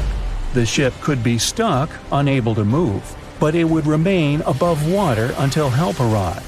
This would provide a ship like Carpathia enough time to reach the scene of the accident and bring the people on board to safety. One of the Titanic's designers, Edward Wilding, made a similar claim during an inquiry into the sinking. He argued that most people would have survived a head-on crash, and that Titanic itself would not have sunk. Others disagree, though. First, the special bulkheads on Titanic were designed specifically to protect the ship against collisions with other vessels, not with icebergs. These compartments would crumple upon impact, absorbing some of the force while the other ship absorbed the rest. Though the damage would still be extensive, the remaining bulkheads would keep the ship afloat. But an iceberg does not have the same flex in a collision as you would experience with another ship. Most of the force would be absorbed by Titanic, resulting in greater damage to the ship.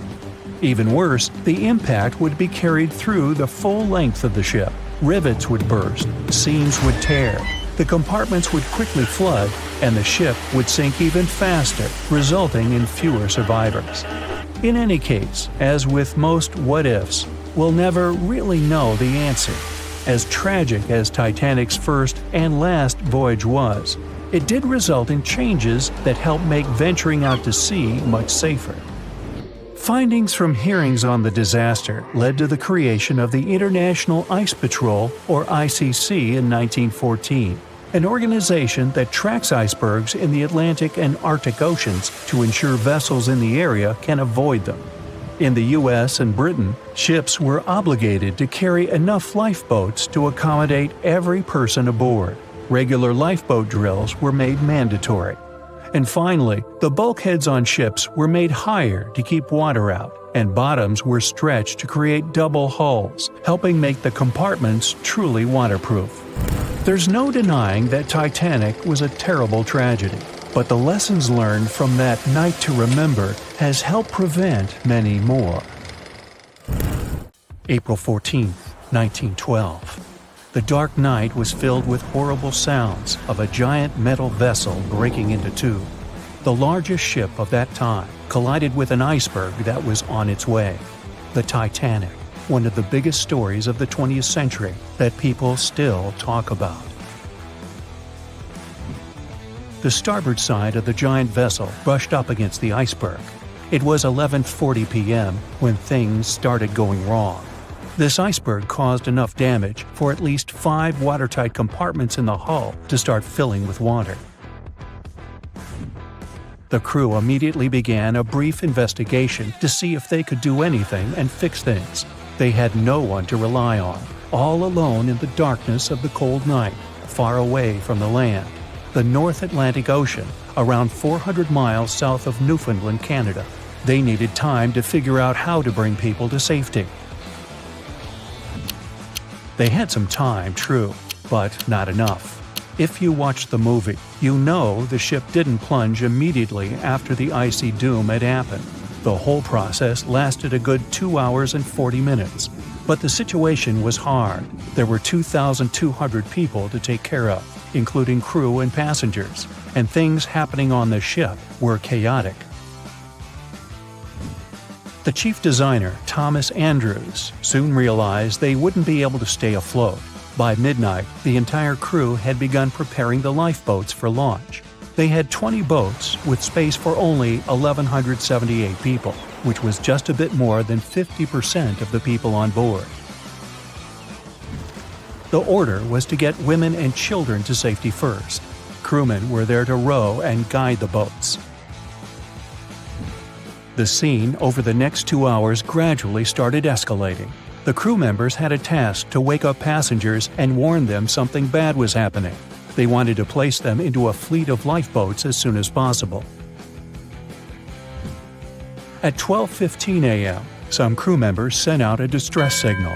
A steamship called Frankfurt was among the first ones that received the message and responded, but they were about 170 nautical miles away.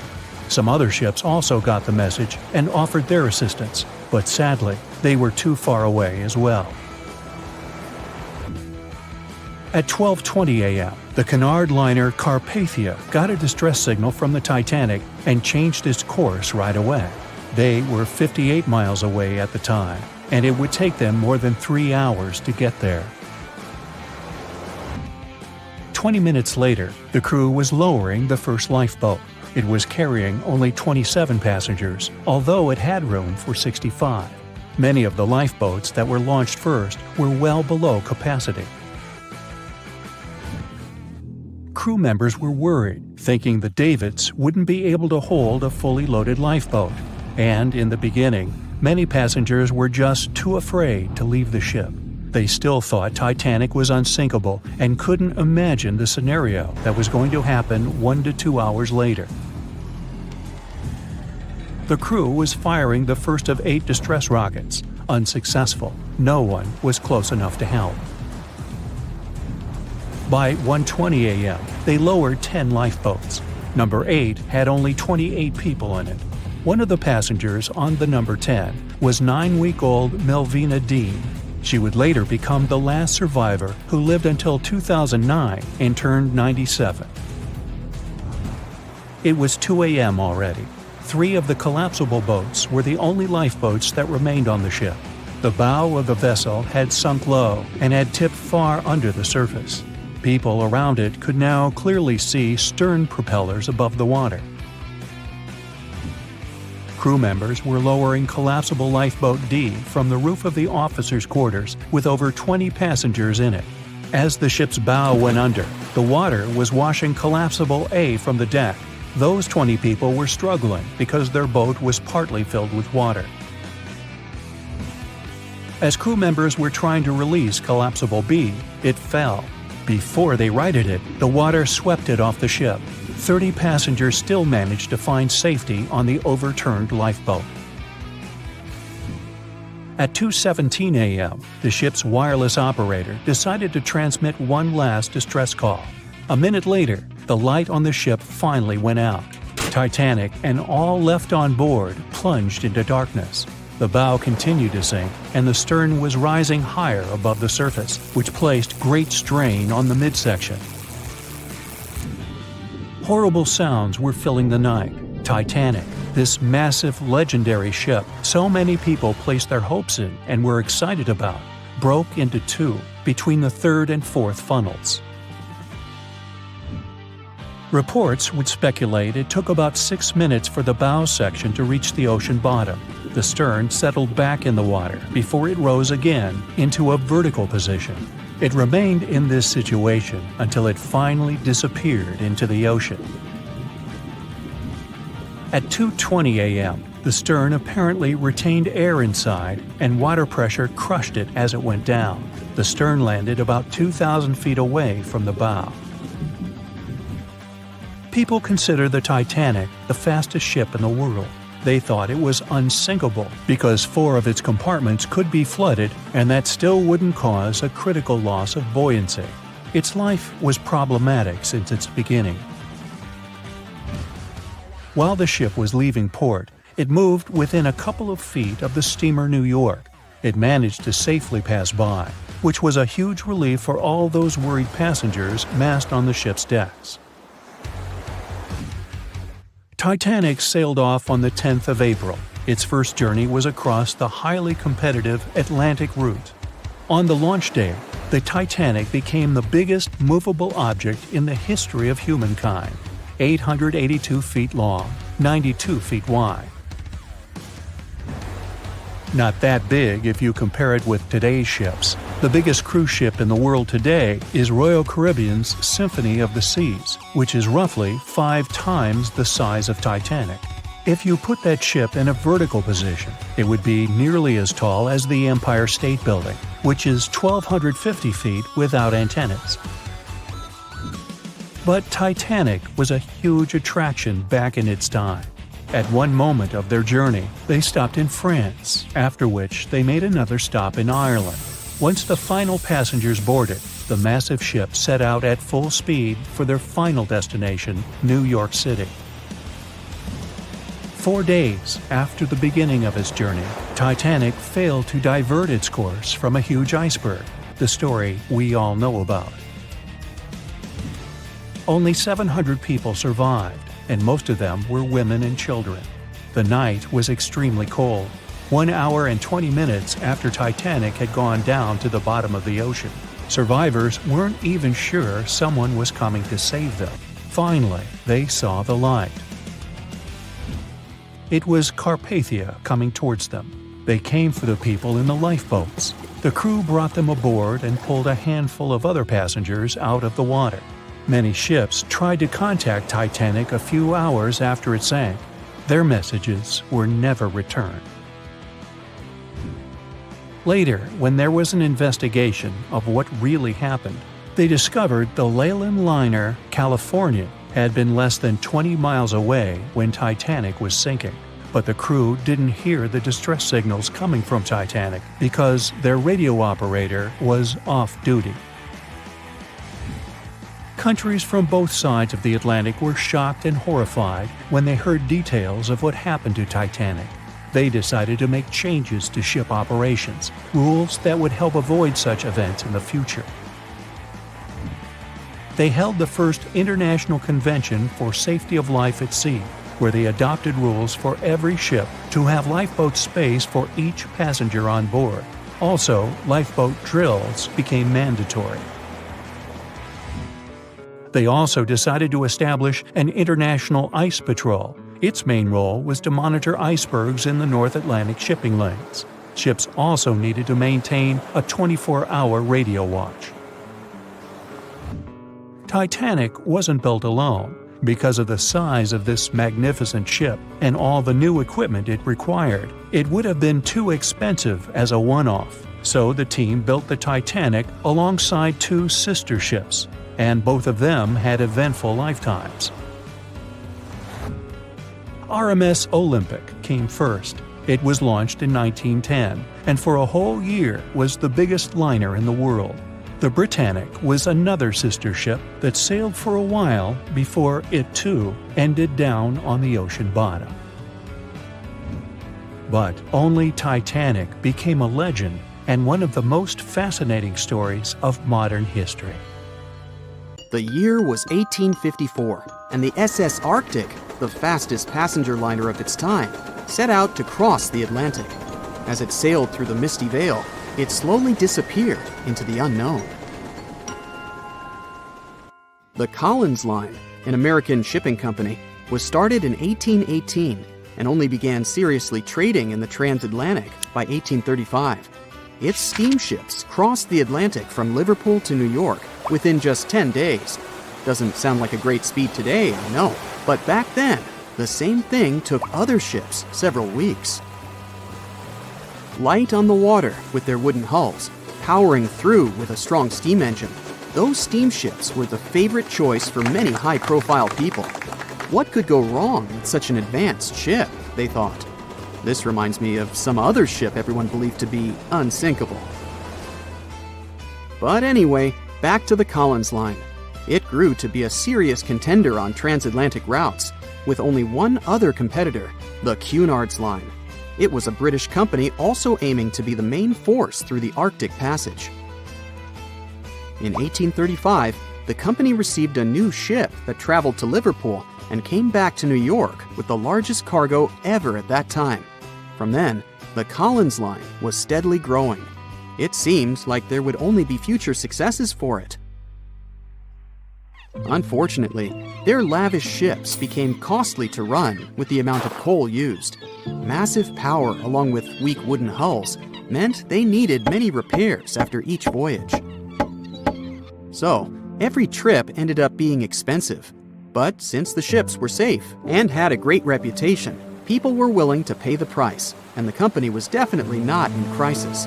They had achieved something no one had managed to do before them. Like I told you, their ships crossed the Atlantic in a whopping 10 days, and Edward Collins, the owner, was very determined to maintain the pace. Their 5 ships easily outran the Cunard's Line of only 3.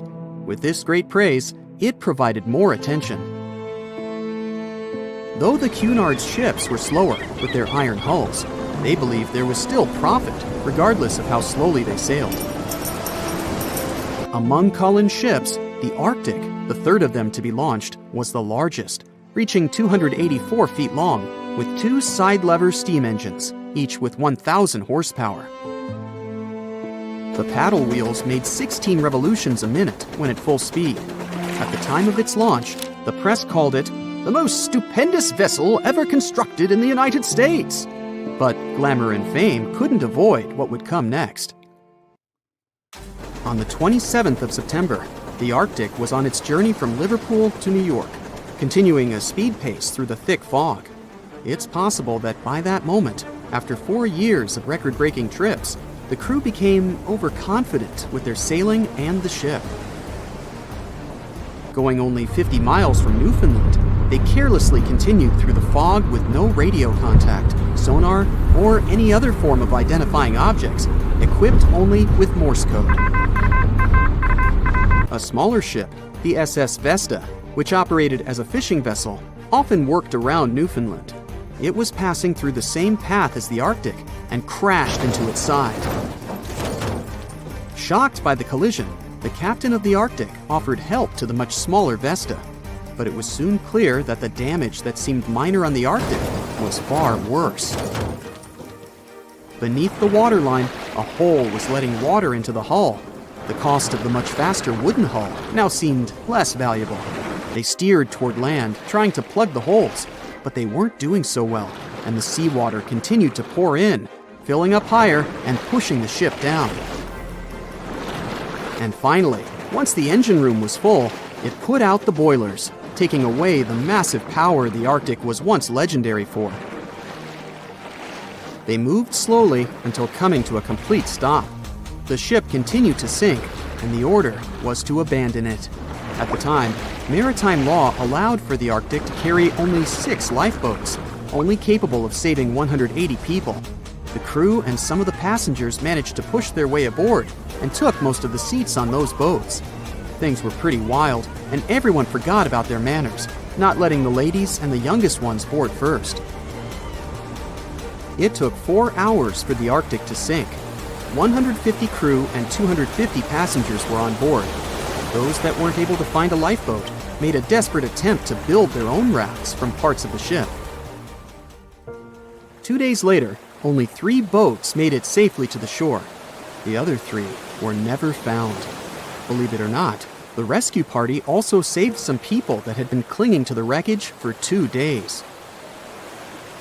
Unlike the crew, the captain went down with the Arctic, but amazingly survived. He would be only one of 85 people that made it out of the 400 on board. When the news arrived 2 weeks later, the public responded with great sadness to the losses. Great anger soon followed towards the poor safety measures and the crew. The press published demands to change the laws for more lifeboats. It only made sense to have enough for every person on board a ship. But they ignored those requests.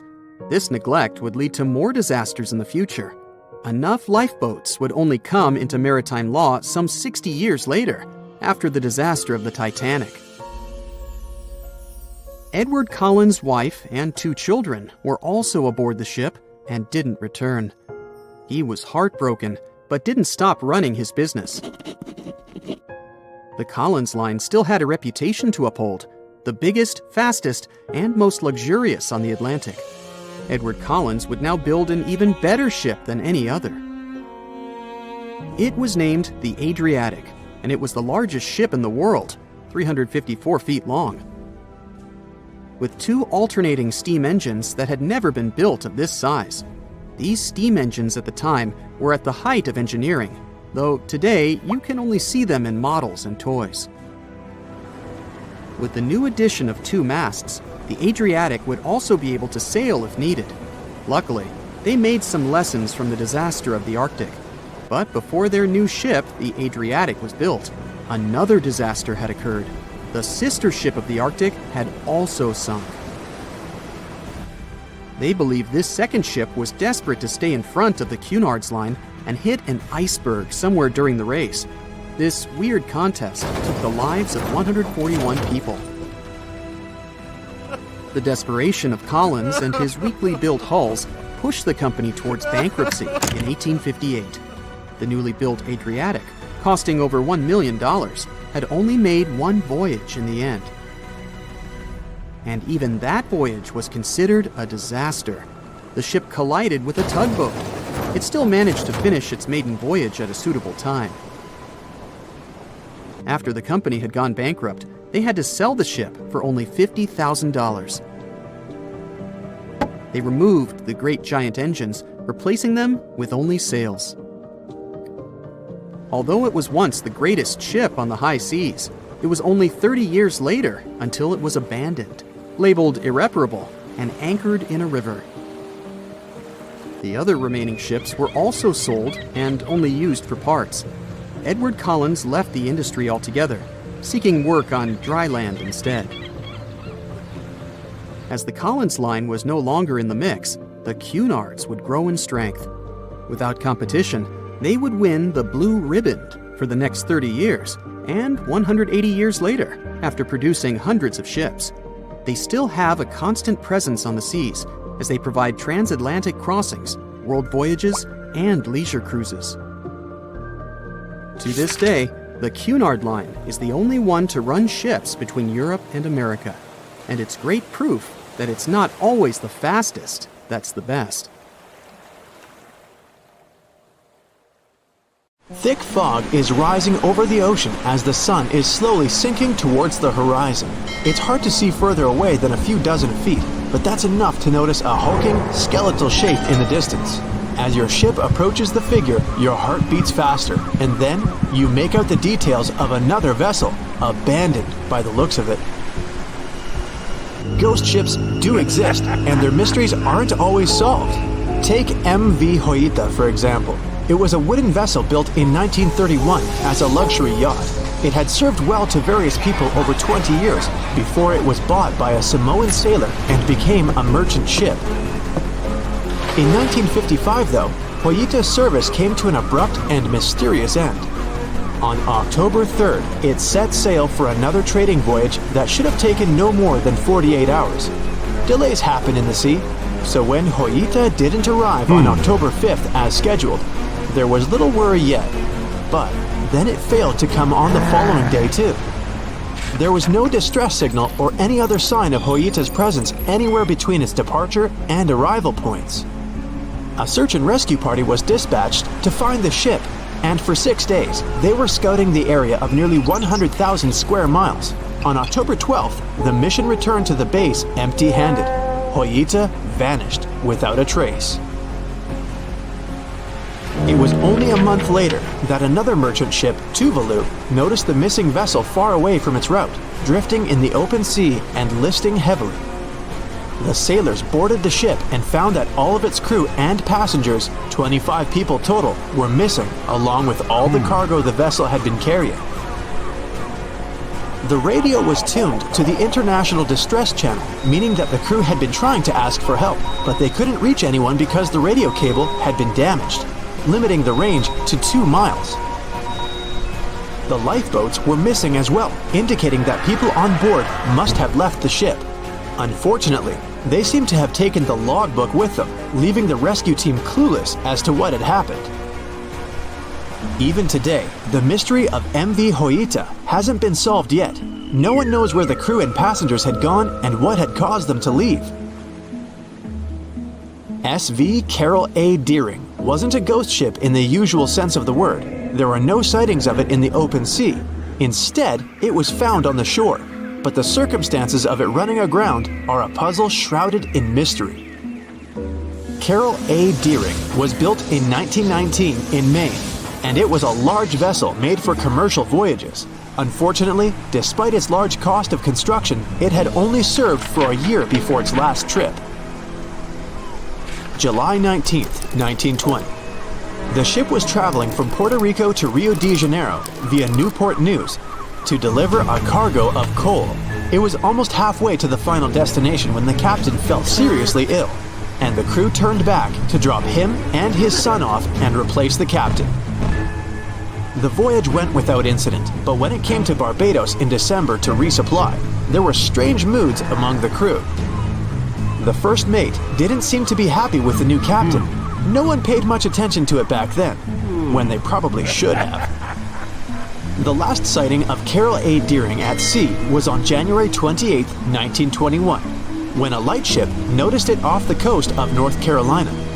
There was some commotion on the quarterdeck of the ship, where the crew were normally not allowed. Then, another vessel sighted it, but there was already no one on the decks. On January 31st, the merchant ship was found hard aground in the Diamond Shoals, a site notorious for numerous shipwrecks that had been occupying there for centuries. When the search and rescue party boarded the ship, they found it abandoned, the log and personal belongings of the crew gone, along with the 2 lifeboats. There is still no answer to what happened on board of Carol A. Deering that January, although the most popular version was mutiny. Maybe we'll never find out the truth though. SS Bechimo is perhaps one of the most notable ghost ships in history. This large cargo steamer was built in 1914 in Sweden and plodded its way dutifully over 16 years, trading provisions for pelts with native tribes of Alaska and Canada. But then, on October 1st, 1931, Bechimo got caught in pack ice. At first, it seemed the crew would be able to wait it out and continue on their route because the ship broke free in a couple of days. But in less than a week, it became caught again, this time for good. In another week, a rescue party was sent to fetch 22 of the Bechimo's crew, while another 15 remained behind to wait through the winter if necessary and get the ship back. But a month later, after a powerful blizzard struck their camp, the sailors went out of their shelters only to find the ship gone. Luckily, a few days later, a native hunter told them Bechimo hadn't been lost yet. He'd seen it about 45 miles from where they had been stationed. They managed to track it down, but decided the ship wouldn't survive the winter.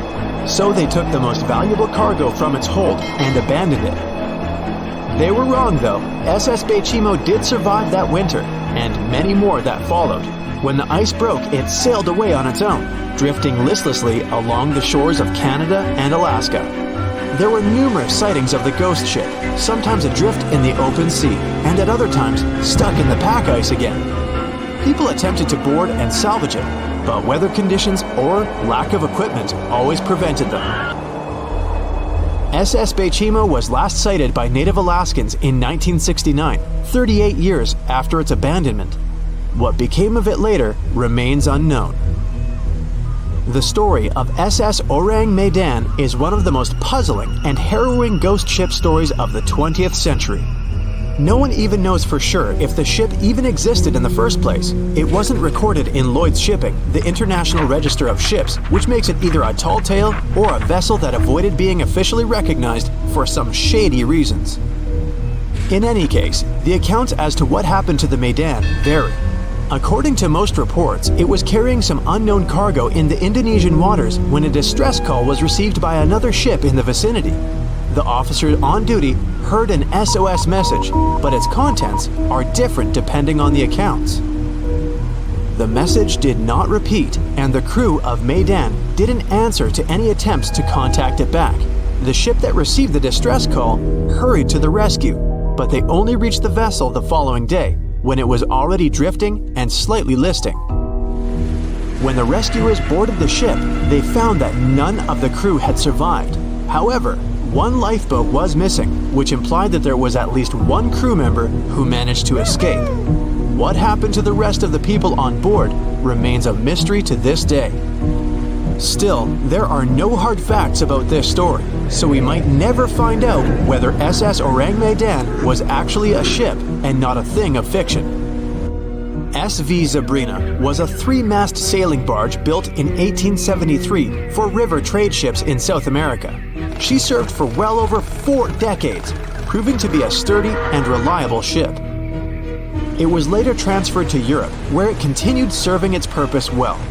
But then, in October 1917, Zabrina set sail on a regular voyage only to be found ashore several days later. Mysteriously, although the ship was perfectly intact, the entire crew of 5 and the captain were gone. There is no direct evidence or hard facts as to what really happened that day. The most convincing theory is that the crew were washed away from the deck because of an underwater explosion. And then the ship sailed ahead without them. But the truth, as always, remains unknown. April 1912 marked one of the most terrible tragedies in the history of the world. The most unsinkable vessel, the pinnacle of engineering at that time, the huge Titanic, sank. On that dark, moonless night, the ship had many chances to save its passengers. There was another ship just a few miles away that could have saved the Titanic, but it didn't. It wasn't a phantom ship, and it's not some legend or a theory. This is a documented reality. There are records and witnesses' statements confirming this. But why didn't this ship help? Let's find out what happened that night by looking at these events from 3 different points of view. Let's start with the Titanic version. 11:30 p.m. The moon hides behind black clouds. Visibility is bad. Everything is calm on the Titanic. Under the captain's guidance, the communications operator stays in touch with the mainland through the radio. At this moment, some stranger breaks into the frequency, interrupting the operator's communication. It's unclear what this strange man wants and what he's talking about. The operator doesn't try to figure it out. He shouts at the guy, demanding him to disconnect. The connection is interrupted. At 11:40 p.m., the Titanic crashes into an iceberg. The ice breaks the hull. Water begins to flood the lower decks. Nobody is panicking yet. 20 minutes later, at midnight, the ship's crew sends a distress signal through the radio frequency. Few people understand how bad the situation really is. After 20 minutes, at 12:20 a.m., they start lowering lifeboats with passengers. At 12:25 a.m., they receive a response to the distress signal. This is RMS Carpathia. Their captain reports they're already sailing at maximum speed towards the Titanic. But the problem is that the crash site is 58 miles away. This means Carpathia will only be here in 4 hours. At 12:45 a.m., the sinking ship's crew release rockets into the air. These flares are one of the main reasons for the terrible fate of many passengers, but more on that later. 90 minutes later, the Titanic's deck breaks and the ship dives underwater. At 4:10 a.m., the Carpathia finally arrives at the shipwreck location. The crew members make heroic efforts to save all the people. They take 705 survivors on board. At this moment, another ship appears. It's SS Californian. The Carpathia sails towards the New York coast with all the people. The Californian floats in search of passengers and finds nothing but wreckage. The ship was only a few miles away while the Titanic sank into the icy water. The Californian could have saved these people, but did nothing. Its captain, Stanley Lord, made one of the most terrible acts that a sailor can allow. He didn't help a sinking ship. When the world found out about all this, they detested Captain Lord. They couldn't bring charges against him, and the trial didn't punish him. But his career was ruined entirely, as no other ship company would hire him. Despite this, he never confessed he had been guilty. Before he passed away, the captain said it hadn't been his fault. If this was true, then what happened there? This brings us to the Californian version. It's the night of April 14th. The Californian is sailing in the cold waters of the North Atlantic. The ship gets into a section with a lot of icebergs. At 10:10 p.m., Captain Lord stops the ship. It's too dangerous to move around this area, as they can damage the hull. At 11 p.m., the ship starts drifting. It's impossible to move in such conditions with such poor visibility. The captain knows that the Titanic is coming here, so he orders the radio operator to warn the ship about the danger. Radio operator Evans turns on the receiver and tries to contact the Titanic. He spends about 30 minutes on it. The connection is finally established. At this moment, the Titanic radio operator is speaking with the mainland. Evans interrupts this conversation and tries to warn the ship about icebergs. The operator doesn't understand Evans' words. He's annoyed because Evans broke into the channel so brazenly. He shouts at Evans and cuts the connection. Tired, Evans turns off the receiver and informs his superiors about the incident. It's still a mystery how the captain reacted to this news. He probably thought the Titanic knew about the danger. He lets Evans go to bed. If Evans hadn't turned off the radio and waited 1 hour, he would have heard a distress signal from the Titanic. But you shouldn't blame him. At this point, he has no official reason to stay at the transmitter. Evans is too exhausted and can't fight drowsiness. So, Evans goes to bed. The Titanic begins to sink. Its captain sends a distress signal. The operator on board the Carpathia catches it, but the Californian doesn't, since the receiver is turned off. Captain Lord can't sleep. He feels that something is wrong. Meanwhile, the Titanic is rapidly sinking under the water. The captain gives the order to launch rockets into the air. And here is where one of the critical mistakes takes place. They release warning lights, but they are not red. The crew forgot to take red rockets on board for some reason, so they lit up the sky with a bright white light. If you need to send a distress signal, you need to release red lights. Captain Lord sees these lights, but doesn't perceive them as a cry for help. It can't be that there are no standard red rockets on such a massive ship as the Titanic. But, unfortunately, it can. Captain Lord thinks the Titanic is sailing away. Perhaps there is some unknown reason behind those white lights, but he doesn't really know. So, Captain Lord has no idea that the Titanic is sinking. He still decides to contact the ship, but this time, not through radio communication. Captain Lord doesn't wake up the radio operator and sends a signal to the Titanic through a signal lamp. It's important to understand that many old-school captains didn't take radio communication seriously. They didn't understand the value of this technology. That's why Captain Lord doesn't wake up Evans. He sends light signals, but the Titanic doesn't respond. Many survivors later mentioned seeing the flashing lights of the Californian, but there was nothing they could have done. The ship's crew doesn't hear their cries for help. At 2:20 a.m., the Titanic completely goes underwater. A little more than 2 hours later, radio operator Evans wakes up and turns the transmitter on. He hears many rescuers talking about the sunken ship. Evans understands everything. He reports this to the captain. At that moment, the Californian immediately heads to the wreck site. They meet Carpathia there. With the survivors on board, it sails towards New York. The Californian stays sailing and looking for people. They find nothing but wreckage. The Californian returns to the mainland. The news about the ship that could have saved the Titanic is spreading all over the country. The trial begins. Captain Stanley Lord and the crew tell their version. They say their ship had been standing still. Many people don't believe them, and some of the surviving passengers claim to have seen the Californian sailing by. Still, the judge declares them innocent. 1962. Captain Stanley Lord is a very old man. He calls a notary to confess something. The captain makes his last remark about this case. He swears he's not guilty. But if it wasn't the Californian sailing past the Titanic at that moment, then what? The Samson theory could answer that question for us. The sealing ship Samson is sailing in the cold waters of the North Atlantic. The crew aren't sleeping.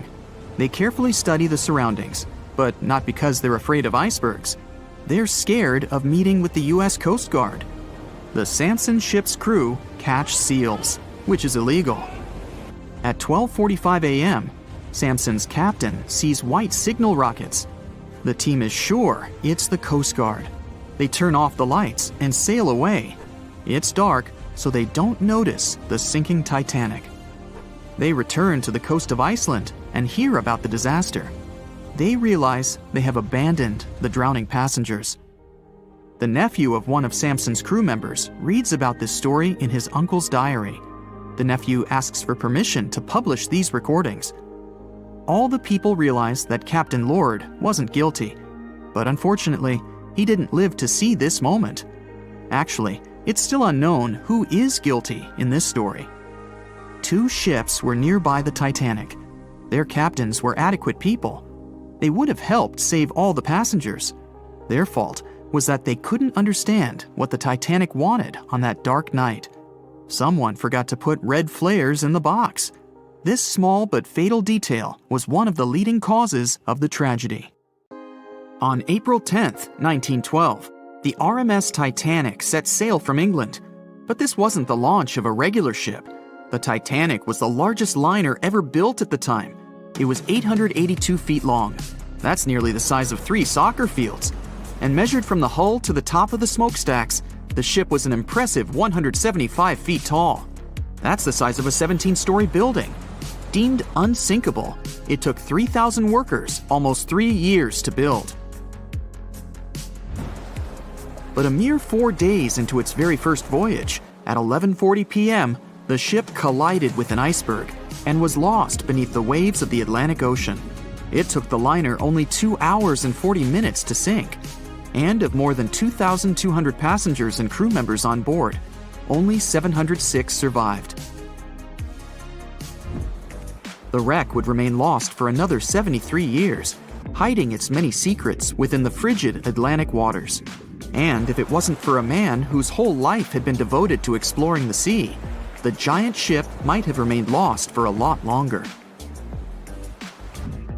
That man was Robert Ballard. As a child, Ballard was obsessed with the ocean. This fascination started when he was just 12 years old. That's when he watched a film adaptation of Jules Verne's science fiction novel, 20,000 Leagues Under the Sea. It had everything to spark a young person's imagination, from adventure and strange creatures to a powerful underwater vehicle called the Nautilus. It could travel anywhere in the world you wanted to go. From that moment, life on dry land was no longer in Ballard's future. When he was 23, he was assigned to the Deep Submergence Group. There, he helped develop techniques to search the ocean floor. His biggest accomplishment was the creation of Alvin. It was a small, easy-to-maneuver submarine that could carry 3 people. It also featured an external mechanical arm designed to gather underwater samples while the crew remained safe and dry inside. Alvin the submarine quickly proved useful for a variety of tasks. For example, once it was used to track down an aircraft that had crashed into the sea. But the vessel experienced a series of setbacks. In one case, it was attacked by a swordfish, which caused the submarine to resurface quickly. The swordfish, still stuck in the outer skin of the submarine, became that night's dinner. And in October 1968, the submarine was being lowered into the water when the cables holding it snapped, sending it careening into the ocean along with 3 crew members on board. And because the small vessel was still open, it immediately filled with water and quickly began to sink. Luckily, the crew managed to escape, but Alvin was gone. Bad weather hampered multiple attempts to recover the vessel. It wasn't until the following year that it was finally returned to the surface. In time, Alvin would be improved. Its hull would be strengthened by titanium, giving it a higher depth rating, thus making it even better suited for ocean exploration. The specialized submarine would come in handy in many of Ballard's 100-plus expeditions. The man was one of the first to explore an underwater mountain chain called the Mid-Atlantic Ridge in the Atlantic Ocean. And when he found thermal vents in the Galapagos Rift in the late 70s, he also helped discover and document the process of chemosynthesis. That's a complicated chemical synthesis of food energy by bacteria. But his biggest discovery was still to come. Ballard claimed he'd never been a Titanic fanatic, but he eventually became obsessed with finding the ship after watching other explorers try and fail. As he said, Titanic was clearly the big Mount Everest at the time. Many others had tried, many that I thought would have succeeded, or should have succeeded but didn't. Ballard began thinking about finding the ship as early as 1973, and 4 years later, he actually made an attempt. He used the deep-sea salvage vessel Sea Probe, which was a drill ship equipped with cameras and sonar. But he was forced to give up when the drilling pipe broke. It just wasn't his time. In the early 80s, a Texas oil man named Jack Grimm tried to find the wreck on 3 different occasions. Once, Grimm was actually right over the Titanic, but his equipment failed to detect it. That's what we call extreme bad luck. Ballard was just biding his time. He needed a plan and some help. The first issue was getting down to the bottom of the Atlantic. The furthest down he had ever traveled before was 20,000 feet, and this trip took him 3 hours, and that didn't include the way back up. Ballard knew he could use Alvin, already enhanced with a titanium hull to withstand the pressure of the ocean. But he also needed something that didn't require him to actually go down with it. An unpiloted remote-controlled submarine would be ideal. But first, he would have to create one. He reached out to the authorities, hoping they would provide funding for his project. And though officials had no interest in the Titanic, they were willing to help. But there was a catch. Ballard had to first focus on tracking down 2 submarines, the Thresher and the Scorpion, which had sunk to the bottom of the Atlantic Ocean in the 1960s. The authorities were hoping to study them to find out why they had sunk in the first place. They also wanted to know if they could be recovered or if it was safe to leave them on the ocean floor. Only when he had successfully completed this task would he be free to use any remaining time on his contract to find the Titanic. With no other options for funding, Ballard took the offer.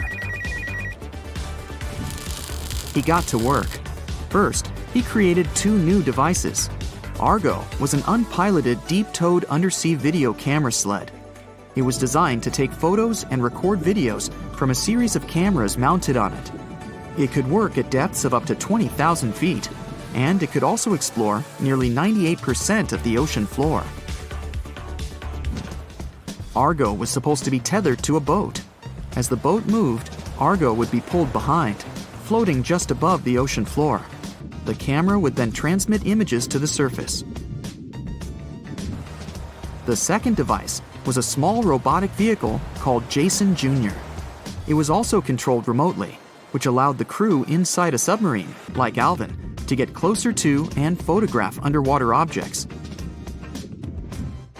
Ballard was now ready. He knew he had to find those submarines quickly, and it didn't take him long.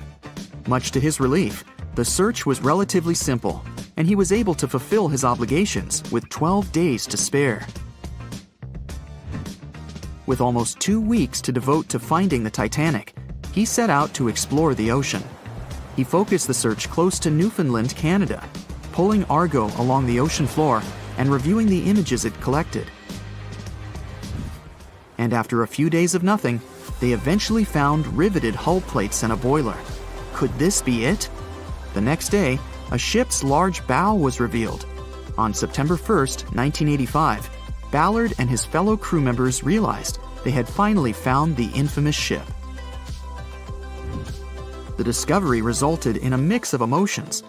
Ballard was excited to be the first to find the Titanic's final resting place, but he was also overwhelmed by the sense of grief for those who had suffered when the ship had gone down. Over the next 4 days, the crew explored the wreck. They found the crow's nest, from where the iceberg had first been spotted. Plus, there was finally evidence of how the massive ship had split in two before sinking, with both halves of the ship found. There was furniture and dinnerware, and sadly, several leather shoes of those who hadn't made it to safety were scattered about the ocean floor. Ballard succeeded where others had failed and became an instant celebrity around the world. You'd think that locating the Titanic would be enough for one man, but not for Ballard. In 2019, he took on the challenge of solving another mystery, the disappearance of Amelia Earhart. Earhart had attempted to be the first woman to fly around the world. Unfortunately, she disappeared somewhere over the Pacific Ocean in 1937. She and her plane were never found. Ballard hoped that his luck with the Titanic would help with finding where Earhart had gone down, but his expedition failed to find anything. And though Robert Ballard has found more shipwrecks than anybody else, it's only the tip of the iceberg. It's estimated that there are over 3 million shipwrecks in the ocean, and Ballard has only located 100 of them. Now, in his late 70s, the man is hoping to encourage young people to continue his work of exploring the ocean and its many mysteries. In 1989, he started the Jason Learning Project to inspire grade school students to pursue science, technology, engineering, and math. He has his own research vessel called the EV Nautilus, after the name of the submarine in Jules Verne's novel, a fitting tribute to the story that inspired his career. The night was dark and scary. A few hundred people were sitting in lifeboats, not knowing what would happen next or what their lives would look like from that moment on. All they knew was the giant ship they had been sailing on just a couple of hours earlier disappeared in front of their eyes. They were alone, waiting for help. Is anyone even coming? They had no idea if the rest of the ships that were traveling relatively close to them had heard their call for help. There was nothing else to do but wait. The Titanic, an iceberg, and one night, April 14th, 1912. It's one of the most famous stories from modern history that everyone talks about, even now, more than 100 years later. The 16 lifeboats on board could only accommodate a little more than 50%, 1,178 people, of the total number of passengers that were on board. And many of them were still half empty. In one of them, there was a little 2-month-old girl, Milvina Dean, the youngest passenger on board the giant ship. Her parents had decided to leave England because they wanted to build a better life in the United States. Her father had some family in Kansas, and he hoped they could start their own business there. The Dean family didn't actually choose to be on board this giant legendary liner, but because of a coal strike, they got transferred there, So they boarded it at Southampton as third-class passengers. Milvina's father felt when their ship hit the iceberg on that cold and seemingly peaceful night. He immediately went up to investigate. When he saw that people were panicking and that the crew members were giving warnings on the actual danger of the situation, he rushed to their cabin to find his wife. He told her to dress the children and quickly go up on deck. The crew members gave the order to get the lifeboats ready and start transferring women and children there first. It was a chance for at least some family members to get to safety. Milvina, her mother, and her brother got in Lifeboat 10. They were among the first off the liner out of the 706 crew members and passengers who managed to escape the sinking ship. Later, the liner called Carpathia heard their call for help, came for the passengers, and took them to New York. Her father, unfortunately, stayed behind them and didn't manage to save himself. Milvina grew up in Ashurst, England, which wasn't far from where she set sail on the ship. She spent her life working as a secretary and an assistant in small businesses in Southampton. She never married. Milvina always used to say she never spoke about the whole Titanic thing because she remembered nothing about it, so she didn't want people to think she was just drawing attention to herself. But in 1985, a French-American team got together and located the wreck of the Titanic. It was around 370 miles east of Mistaken Point, Newfoundland, in water that was more than 2 miles deep. That's when they confirmed the ship split in two. For decades, people believed the ship sank in one piece. They thought the only significant damage was the damage the hull got from its contact with the iceberg.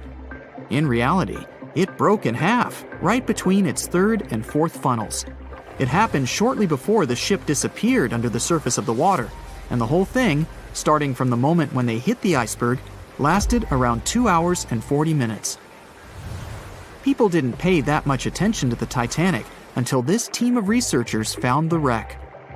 In the last year of her life, she sold some of her family's possessions at auction to pay for her stay in a nursing home. The items she sold also included a suitcase filled with clothes that her family got when they arrived in the US, and compensation letters her mom got from the Titanic Relief Fund. The compensation letters outlined the financial aid that certain passengers received who had survived the loss of their loved ones. She lived until the age of 97 when she caught pneumonia. She was the youngest of the 705 people that survived the whole event. The Titanic was the world's largest ship. Since it was so big, some thought the vessel should have had 4 exhaust stacks. But Thomas Andrews, the man who designed the ship, believed that only 3 were necessary. So, the Titanic basically had one purely decorative stack. 2,200 people were on board when the ship sank. There were 908 crew members, and the maximum number of passengers on board, which was 3,500. $1 worth of things went down to the ocean bottom, together with the ship. In first class, this liner was a place of luxury. It had 4 restaurants, 2 libraries, 2 barber shops, reading rooms, and a photographic darkroom on board. There was also a heated swimming pool, but only first-class passengers could use it, at a price of 1 shilling a time. The ship also had Turkish baths and electric baths, and passengers could use each for 4 shillings at a time. The cost to build this massive giant was $7.5 million, but that was back in 1912. Today, it would be about $200 million. First-class tickets cost $2,560 at the time, which is today's equivalent of $61,000. What would you get in these expensive cabins? A sitting room, 2 bedrooms, 2 wardrobe rooms, and a bathroom. Would you pay that much for those luxuries? Teams of researchers still haven't explored many areas on the Titanic. It's still very, very hard to access them with underwater vehicles. There was a lifeboat drill scheduled for the same day the Titanic sank, but it was called off for some reason. The crew had done just 1 lifeboat drill, and that was when the ship was still docked. But even if the crew members had been properly trained and each lifeboat had been filled, the capacity was still not enough to save each and every passenger. The Titanic was the biggest movable object in the world at that time. On May 31st, 1911, its immense hull made its way down the slipways and ended up in the River Lagan in Belfast.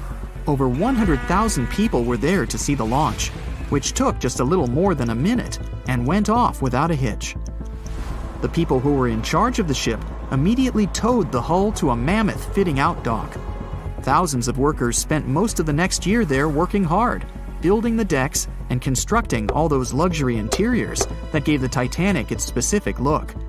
They were also installing the 29 giant boilers that would power the ship's 2 main steam engines. All that to get the title unsinkable. The ship had more than just one fatal flaw. You may have heard of one of its design flaws. The airtight bulkheads weren't completely sealed on top. This allowed water to flow from one compartment to another, which eventually sank the liner. And Titanic had more flaws. High sulfur content, cold temperatures, and high speeds largely affected the steel of the vessel's hull and the iron of its rivets. The steel here shattered, while the rivets popped out relatively easily. This was the reason the Titanic sunk 24 times faster than we'd expect. There are many theories about what really led to the sinking of such a giant. And one says a full moon from a couple of months before could be one of the reasons. It may have created very strong tides that sent a flotilla of icebergs southward. This was right in time for the Titanic's maiden voyage. Research says an optical illusion prevented the ship from getting help. One famous British historian, Tim Moulton, thought the atmosphere on the night of the sinking created specific conditions that made it very hard for the crew members to spot icebergs. They partially caused something called superrefraction. The extraordinary bending of light causes miraging, and several ships in the area recorded it. Not only did this prevent the crew from seeing the troublesome iceberg in time, but it also stopped one of the ships that could have offered help from identifying the call for help and communicating with the Titanic crew. Also, some say the ship was traveling too fast. From the start, they blamed the skipper for sailing such a big liner at such a high speed, 22 knots, through the cold and unpredictable waters of the North Atlantic, which was full of hidden icebergs. April 1912 marked one of the most terrible tragedies in the history of the world. The most unsinkable vessel, the pinnacle of engineering at that time, the huge Titanic, sank. On that dark, moonless night, the ship had many chances to save its passengers. There was another ship just a few miles away that could have saved the Titanic, but it didn't. It wasn't a phantom ship, and it's not some legend or a theory. This is a documented reality. There are records and witnesses' statements confirming this, but why didn't this ship help? Let's find out what happened that night by looking at these events from 3 different points of view. Let's start with the Titanic version. 11:30 p.m. The moon hides behind black clouds. Visibility is bad. Everything is calm on the Titanic. Under the captain's guidance, the communications operator stays in touch with the mainland through the radio. At this moment, some stranger breaks into the frequency, interrupting the operator's communication. It's unclear what this strange man wants and what he's talking about. The operator doesn't try to figure it out. He shouts at the guy, demanding him to disconnect. The connection is interrupted. At 11:40 p.m., the Titanic crashes into an iceberg. The ice breaks the hull. Water begins to flood the lower decks. Nobody is panicking yet. 20 minutes later, at midnight, the ship's crew sends a distress signal through the radio frequency. Few people understand how bad the situation really is. After 20 minutes, at 12:20 a.m., they start lowering lifeboats with passengers. At 12:25 a.m., they receive a response to the distress signal. This is RMS Carpathia. Their captain reports they're already sailing at maximum speed towards the Titanic. But the problem is that the crash site is 58 miles away. This means Carpathia will only be here in 4 hours. At 12:45 a.m., the sinking ship's crew release rockets into the air. These flares are one of the main reasons for the terrible fate of many passengers, but more on that later. 90 minutes later, the Titanic's deck breaks and the ship dives underwater. At 4:10 a.m., the Carpathia finally arrives at the shipwreck location. The crew members make heroic efforts to save all the people. They take 705 survivors on board. At this moment, another ship appears. It's SS Californian. The Carpathia sails towards the New York coast with all the people. The Californian floats in search of passengers and finds nothing but wreckage. The ship was only a few miles away while the Titanic sank into the icy water. The Californian could have saved these people, but did nothing. Its captain, Stanley Lord, made one of the most terrible acts that a sailor can allow. He didn't help a sinking ship. When the world found out about all this, they detested Captain Lord. They couldn't bring charges against him, and the trial didn't punish him. But his career was ruined entirely, as no other ship company would hire him. Despite this, he never confessed he had been guilty. Before he passed away, the captain said it hadn't been his fault. If this was true, then what happened there? This brings us to the Californian version. It's the night of April 14th. The Californian is sailing in the cold waters of the North Atlantic. The ship gets into a section with a lot of icebergs. At 10:10 p.m., Captain Lord stops the ship. It's too dangerous to move around this area, as they can damage the hull. At 11 p.m., the ship starts drifting. It's impossible to move in such conditions with such poor visibility. The captain knows that the Titanic is coming here, so he orders the radio operator to warn the ship about the danger. Radio operator Evans turns on the receiver and tries to contact the Titanic. He spends about 30 minutes on it. The connection is finally established. At this moment, the Titanic radio operator is speaking with the mainland. Evans interrupts this conversation and tries to warn the ship about icebergs. The operator doesn't understand Evans' words. He's annoyed because Evans broke into the channel so brazenly. He shouts at Evans and cuts the connection. Tired, Evans turns off the receiver and informs his superiors about the incident. It's still a mystery how the captain reacted to this news. He probably thought the Titanic knew about the danger. He lets Evans go to bed. If Evans hadn't turned off the radio and waited 1 hour, he would have heard a distress signal from the Titanic. But you shouldn't blame him. At this point, he has no official reason to stay at the transmitter. Evans is too exhausted and can't fight drowsiness. So, Evans goes to bed. The Titanic begins to sink. Its captain sends a distress signal. The operator on board the Carpathia catches it, but the Californian doesn't, since the receiver is turned off. Captain Lord can't sleep. He feels that something is wrong. Meanwhile, the Titanic is rapidly sinking under the water. The captain gives the order to launch rockets into the air. And here is where one of the critical mistakes takes place. They release warning lights, but they are not red. The crew forgot to take red rockets on board for some reason, so they lit up the sky with a bright white light. If you need to send a distress signal, you need to release red lights. Captain Lord sees these lights, but doesn't perceive them as a cry for help. It can't be that there are no standard red rockets on such a massive ship as the Titanic. But, unfortunately, it can. Captain Lord thinks the Titanic is sailing away. Perhaps there is some unknown reason behind those white lights, but he doesn't really know. So, Captain Lord has no idea that the Titanic is sinking. He still decides to contact the ship, but this time, not through radio communication. Captain Lord doesn't wake up the radio operator and sends a signal to the Titanic through a signal lamp. It's important to understand that many old-school captains didn't take radio communication seriously. They didn't understand the value of this technology. That's why Captain Lord doesn't wake up Evans. He sends light signals, but the Titanic doesn't respond. Many survivors later mentioned seeing the flashing lights of the Californian, but there was nothing they could have done. The ship's crew doesn't hear their cries for help. At 2:20 a.m., the Titanic completely goes underwater. A little more than 2 hours later, radio operator Evans wakes up and turns the transmitter on. He hears many rescuers talking about the sunken ship.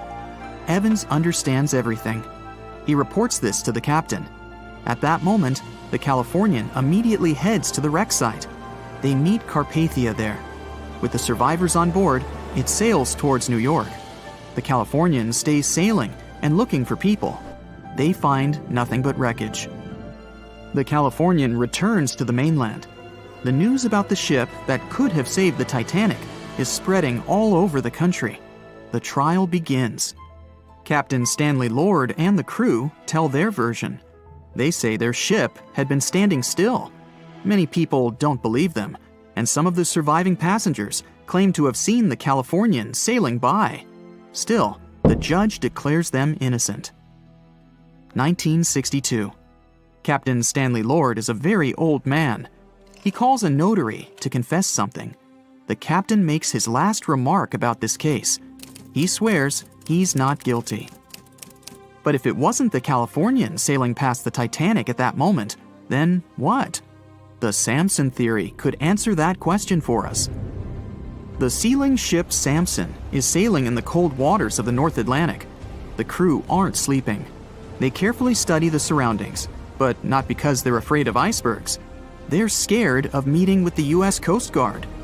The Samson ship's crew catch seals, which is illegal. At 12:45 a.m., Samson's captain sees white signal rockets. The team is sure it's the Coast Guard. They turn off the lights and sail away. It's dark, so they don't notice the sinking Titanic. They return to the coast of Iceland and hear about the disaster. They realize they have abandoned the drowning passengers. The nephew of one of Samson's crew members reads about this story in his uncle's diary. The nephew asks for permission to publish these recordings. All the people realize that Captain Lord wasn't guilty, but unfortunately, he didn't live to see this moment. Actually, it's still unknown who is guilty in this story. 2 ships were nearby the Titanic. Their captains were adequate people. They would have helped save all the passengers. Their fault was that they couldn't understand what the Titanic wanted on that dark night. Someone forgot to put red flares in the box. This small but fatal detail was one of the leading causes of the tragedy. So in 2017, over 25 million people boarded cruise ships all over the world. Now, if you're keeping count, that's more than the total population of Greece. It's become America's favorite choice when it comes to going on vacation. It's easy to see why hopping aboard a cruise ship becomes more popular each year. Heading out on a cruise is also coming back in style with newer generations.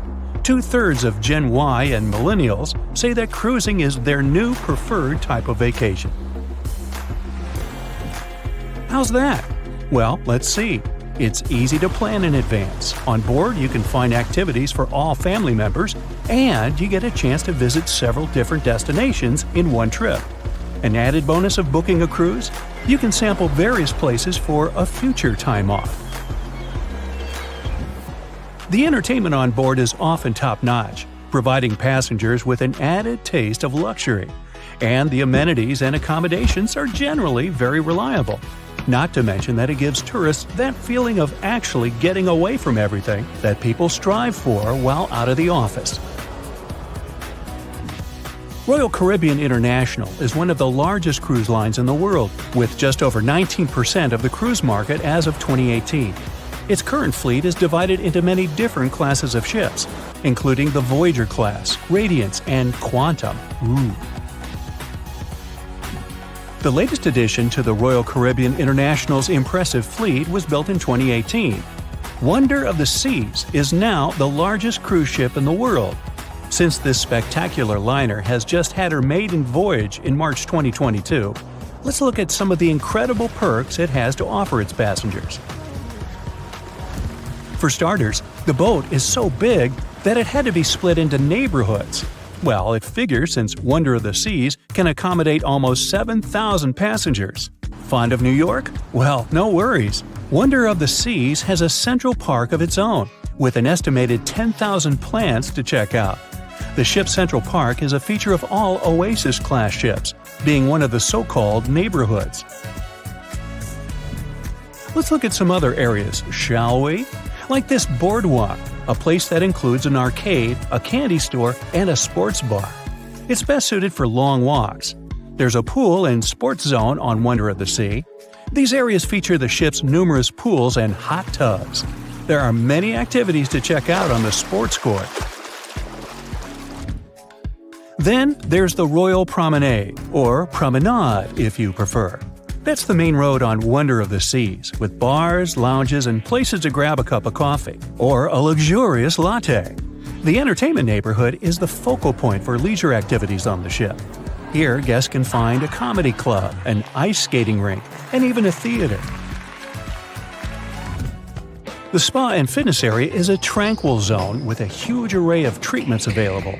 The fitness center is free of charge, by the way, so there's no excuse for guests to skip a leg day.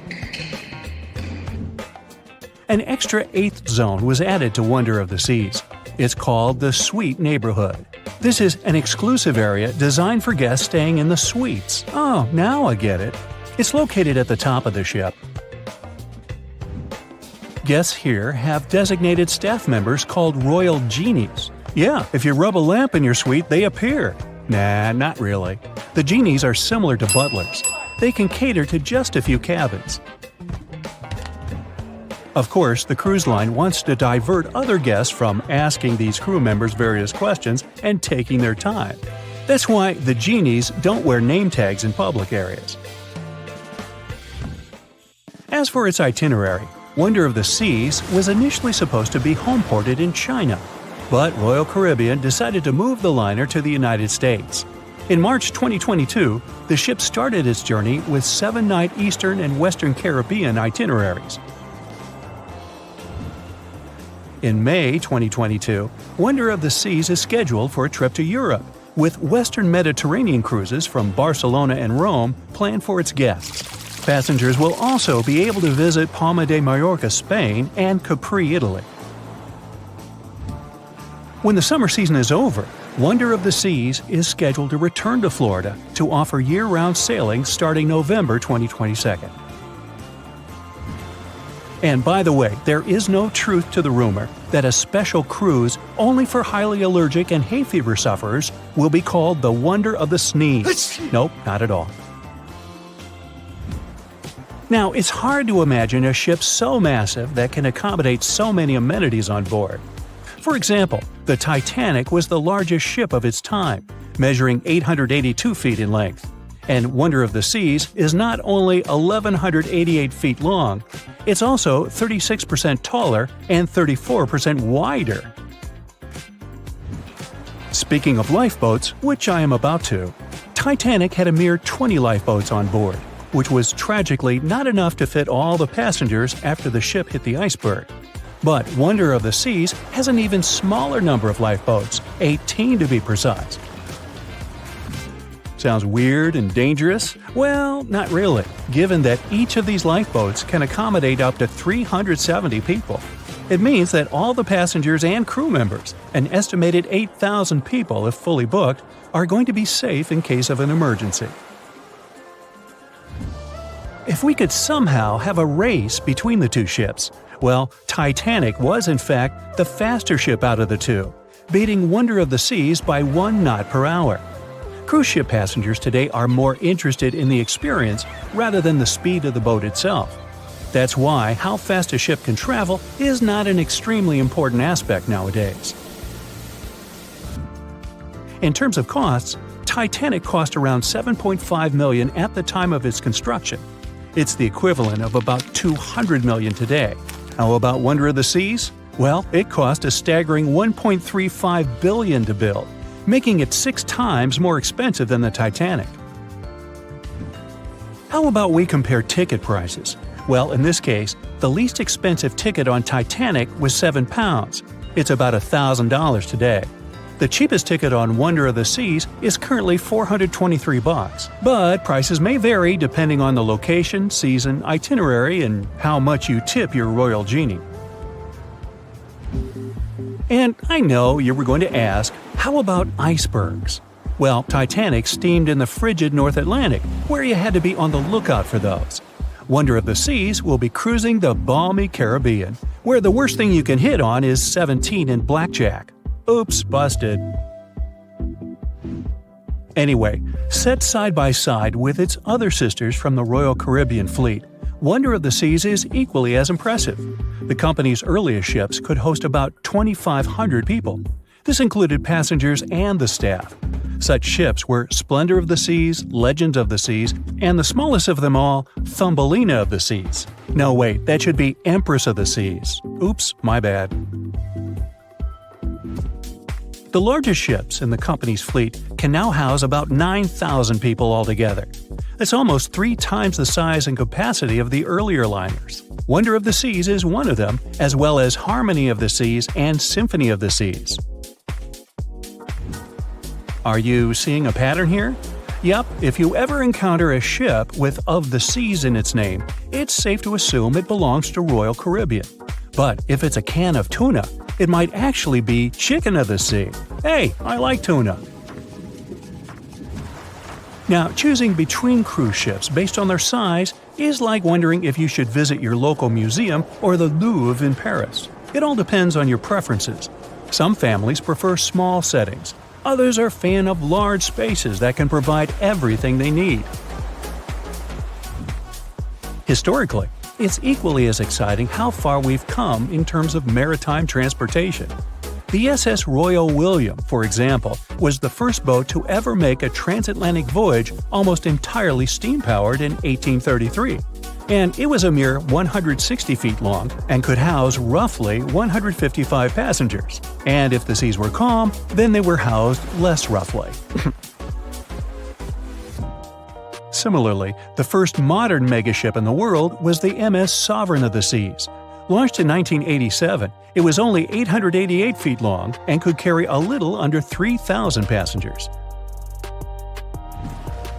Size and capacity are not the single improvements added to newer cruise ships out there.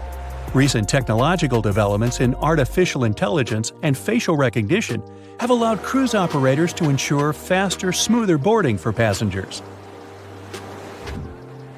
If, in the past, it took from 60 to 90 minutes for all passengers to board a ship, nowadays, cruise ship operators manage to get people comfortably settled in less than 15 minutes.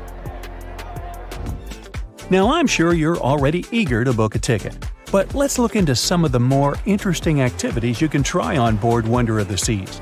This way, you'll know what you're getting yourself into. All Royal Caribbean ships have loads of artworks available for their guests to enjoy. But Wonder of the Seas goes above and beyond, even featuring statues of astronauts in key locations around the ship. You'll find the first astronaut looking through the glass at the promenade, while a second one is busy rock climbing at the boardwalk. The third and last astronaut is more of a movie fan. This statue can be found near the movie screen sitting area. Going astronaut sightseeing is proving to be quite the experience among guests. In the areas with no access to sunlight, Wonder of the Seas features virtual balconies. In case of bad weather, guests can still have a feeling of the outdoors, but without having to hide from wind or rain.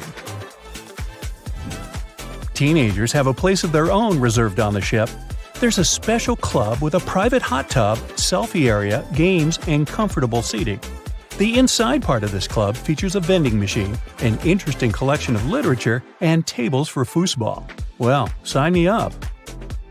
Meet Arthur John Priest. No, he isn't famous for being a painter or for discovering some long-lost treasure. He didn't invent some cool gadget or break any world records. No, Arthur John Priest is famous simply for being unsinkable. Proving one can be both lucky and unlucky at the same time, Priest was involved in and survived several mishaps at sea, including the fateful maiden voyage of the Titanic. Priest was not a rich man interested in sailing for pleasure.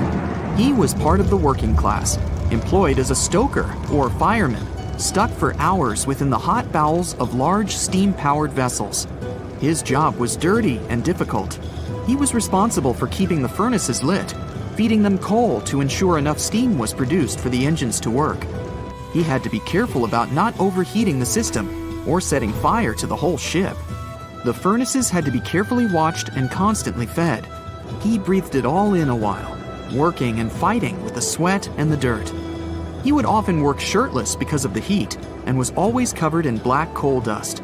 And when he finally had a break, his shared living quarters were nearby in the same part of the ship. He must have been good at his job though, because he had no trouble finding work. But wherever he went, bad luck seemed to follow. The first incident was a mild one. As a young man, Priest worked on the RMS Asturias. The passenger liner first set sail in 1907, traveling between Southampton in the UK to Buenos Aires in Argentina. At some point during its maiden voyage, the ship suffered a small collision. The damage was bad enough that the ship returned for repairs. Thankfully, there were no reports of any serious injuries. Priest, unfazed, simply went to work on another ship, but his bad luck lingered on the Asturias.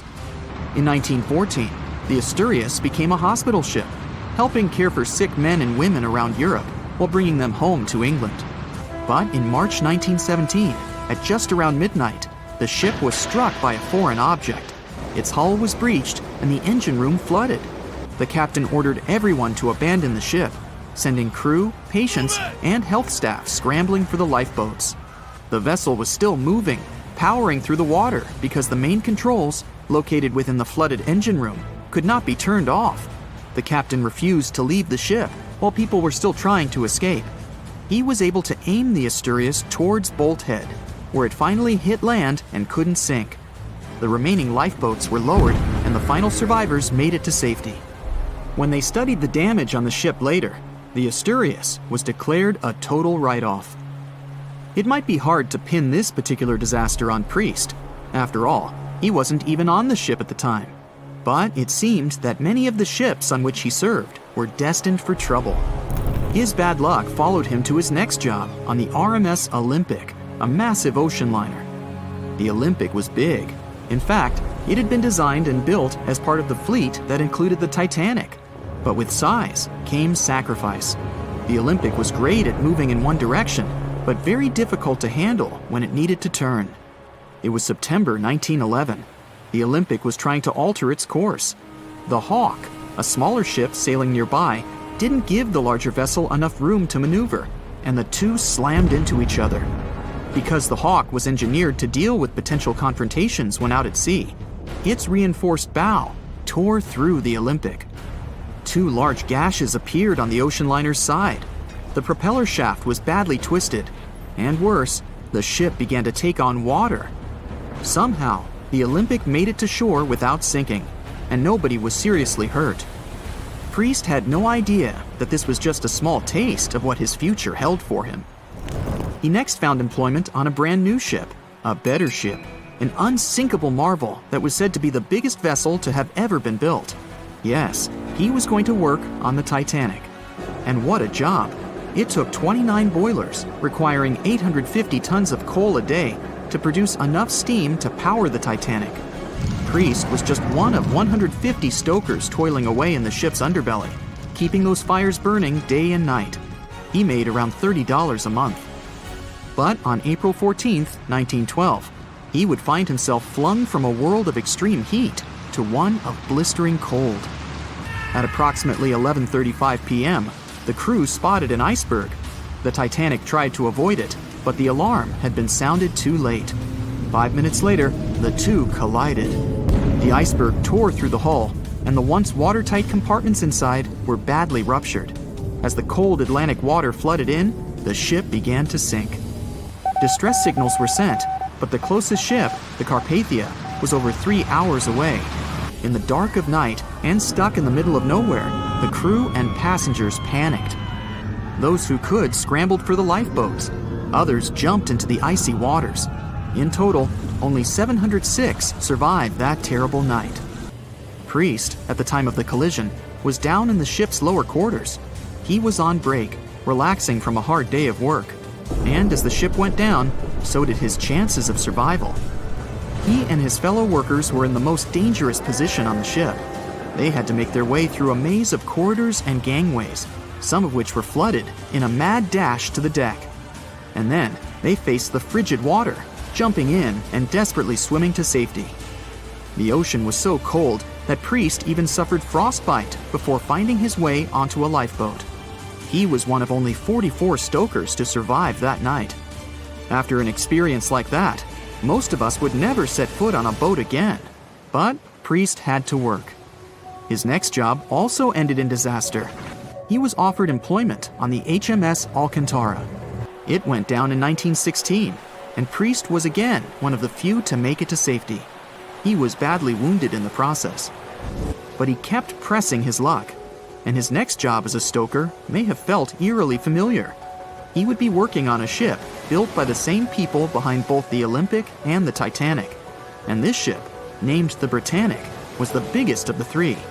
It was also believed to be a superior vessel, fitted with new safety features after the Titanic sank. For example, it had 48 open lifeboats, 46 of which were the largest ever used on a ship before.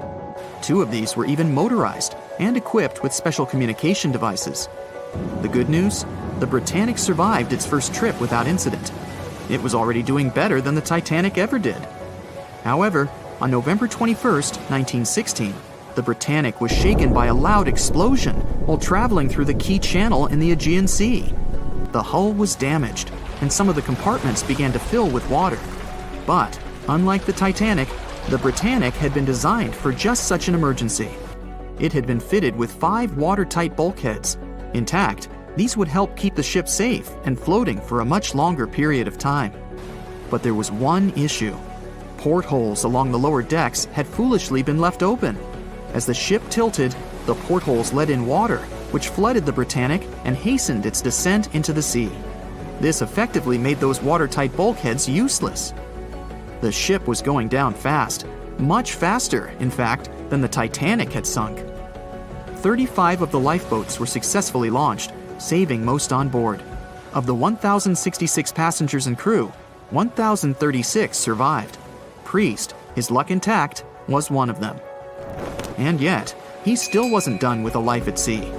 He accepted a position as a stoker on the Donegal. It was a smaller passenger ferry that had been converted for use as a hospital boat. In April 1917, it was struck by a foreign object while fleeing an unsafe situation, and though he suffered from a head injury, Priest was again one of the survivors. It took experiencing 2 collisions and 4 sinkings before Priest was finally ready to retire. In fact, he reportedly said he only gave it up because no one wanted to sail with him. Can you blame them? He would live out the rest of his life on dry land in Southampton, England, with his wife Annie and their 3 sons. But Arthur John Priest would always be remembered as the unsinkable stoker. It was September 12, 1990.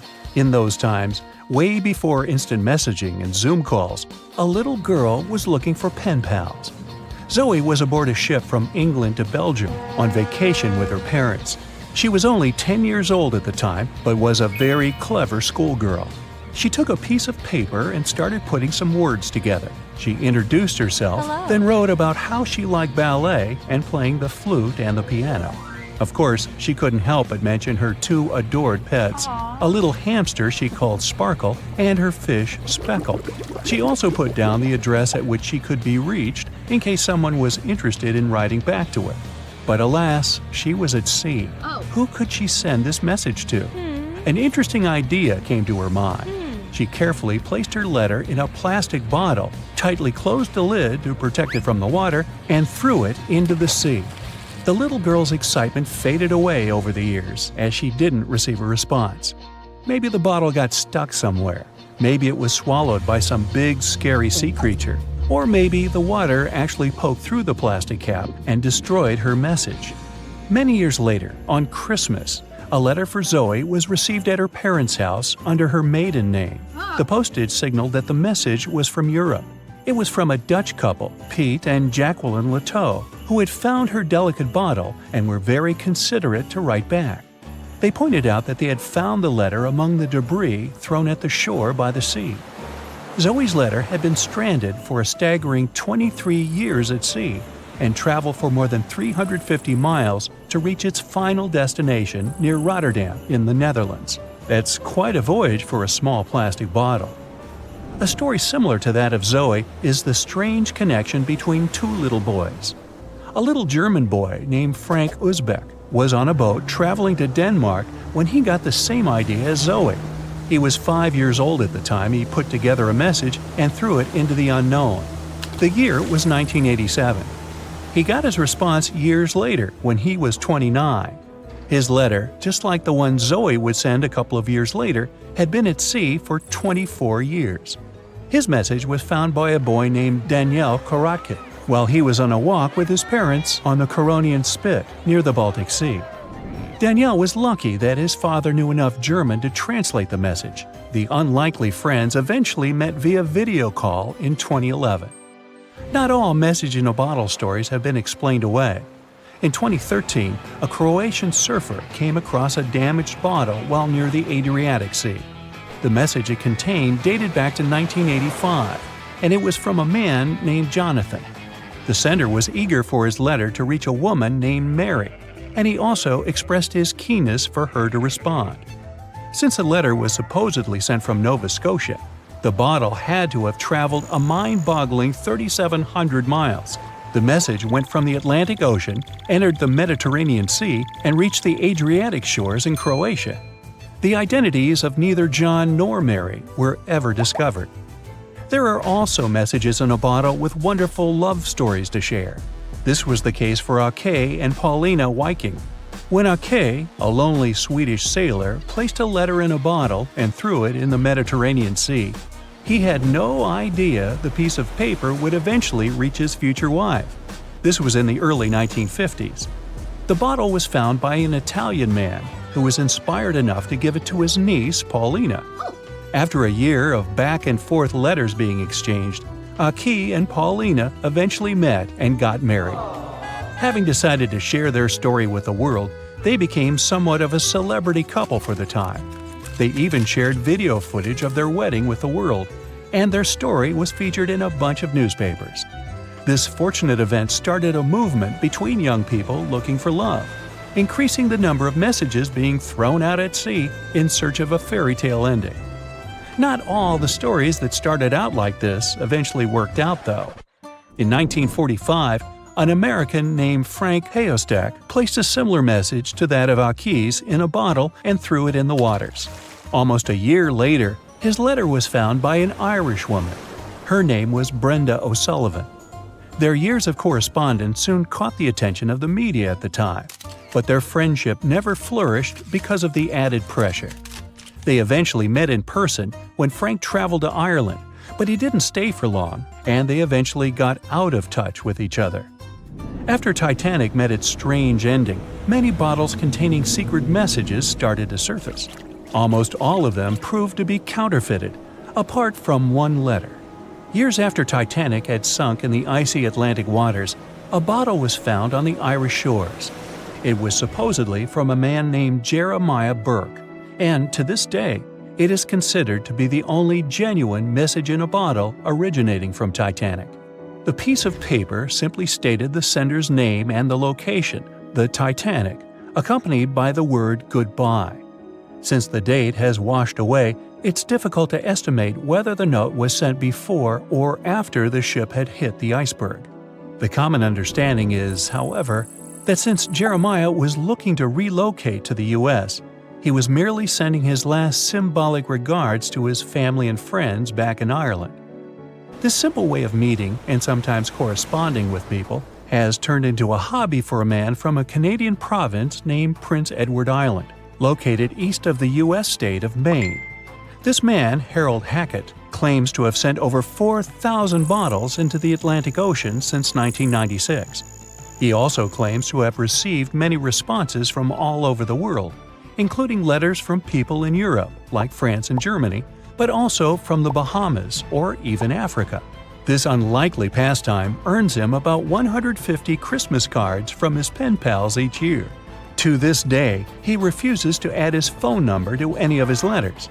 This way, he ensures that if people ever want to contact him, the only means of doing so is via a written letter. He's also studied the best times to send the messages in the water based on the direction of the winds and the currents. Now, some bottles spend a whole lifetime at sea after being cast away by their sender. It was the case for a British man that wrote a message and placed it into a bottle before throwing it in the English Channel in 1914. His name was Thomas Hughes, and he wanted to direct the message to his wife, but was polite enough to write a letter to whoever got their hands on the bottle first, asking them to redirect the piece of paper accordingly. The bottle didn't reach his wife, since it was found 85 years later on the Essex coast. The man that stumbled upon the bottle was kind enough to reach out to the family and place the message in possession of Thomas's daughter.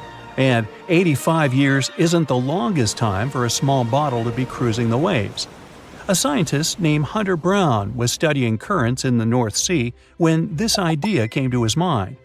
He placed the same message in almost 2,000 bottles and requested the unlikely recipient that they write back with the location of their discovery. He thought this method would help him better understand the layout of the North Sea currents. A bottle was found about 11 miles from its original departing location after 97 years. To this day, more than 300 of the original bottles relating to Hunter Brown's project eventually made it to the shore. Not all of the messages that were found in bottles got replied to via physical letters. Oliver van de Walle threw a bottle containing a letter on the English coast while he was on vacation with his family. He was 14 at the time. 33 years later, a woman reached out on Facebook claiming she had gotten his message and tracked him down through his social media profile. At first, he hardly remembered having placed the letter in the bottle, but he eventually recounted the events, even the fact that he sealed the bottle with candle wax to make sure it was leak-proof. And then there's Christina Aguilera and her bottle. No wait, hers is about a genie in a bottle.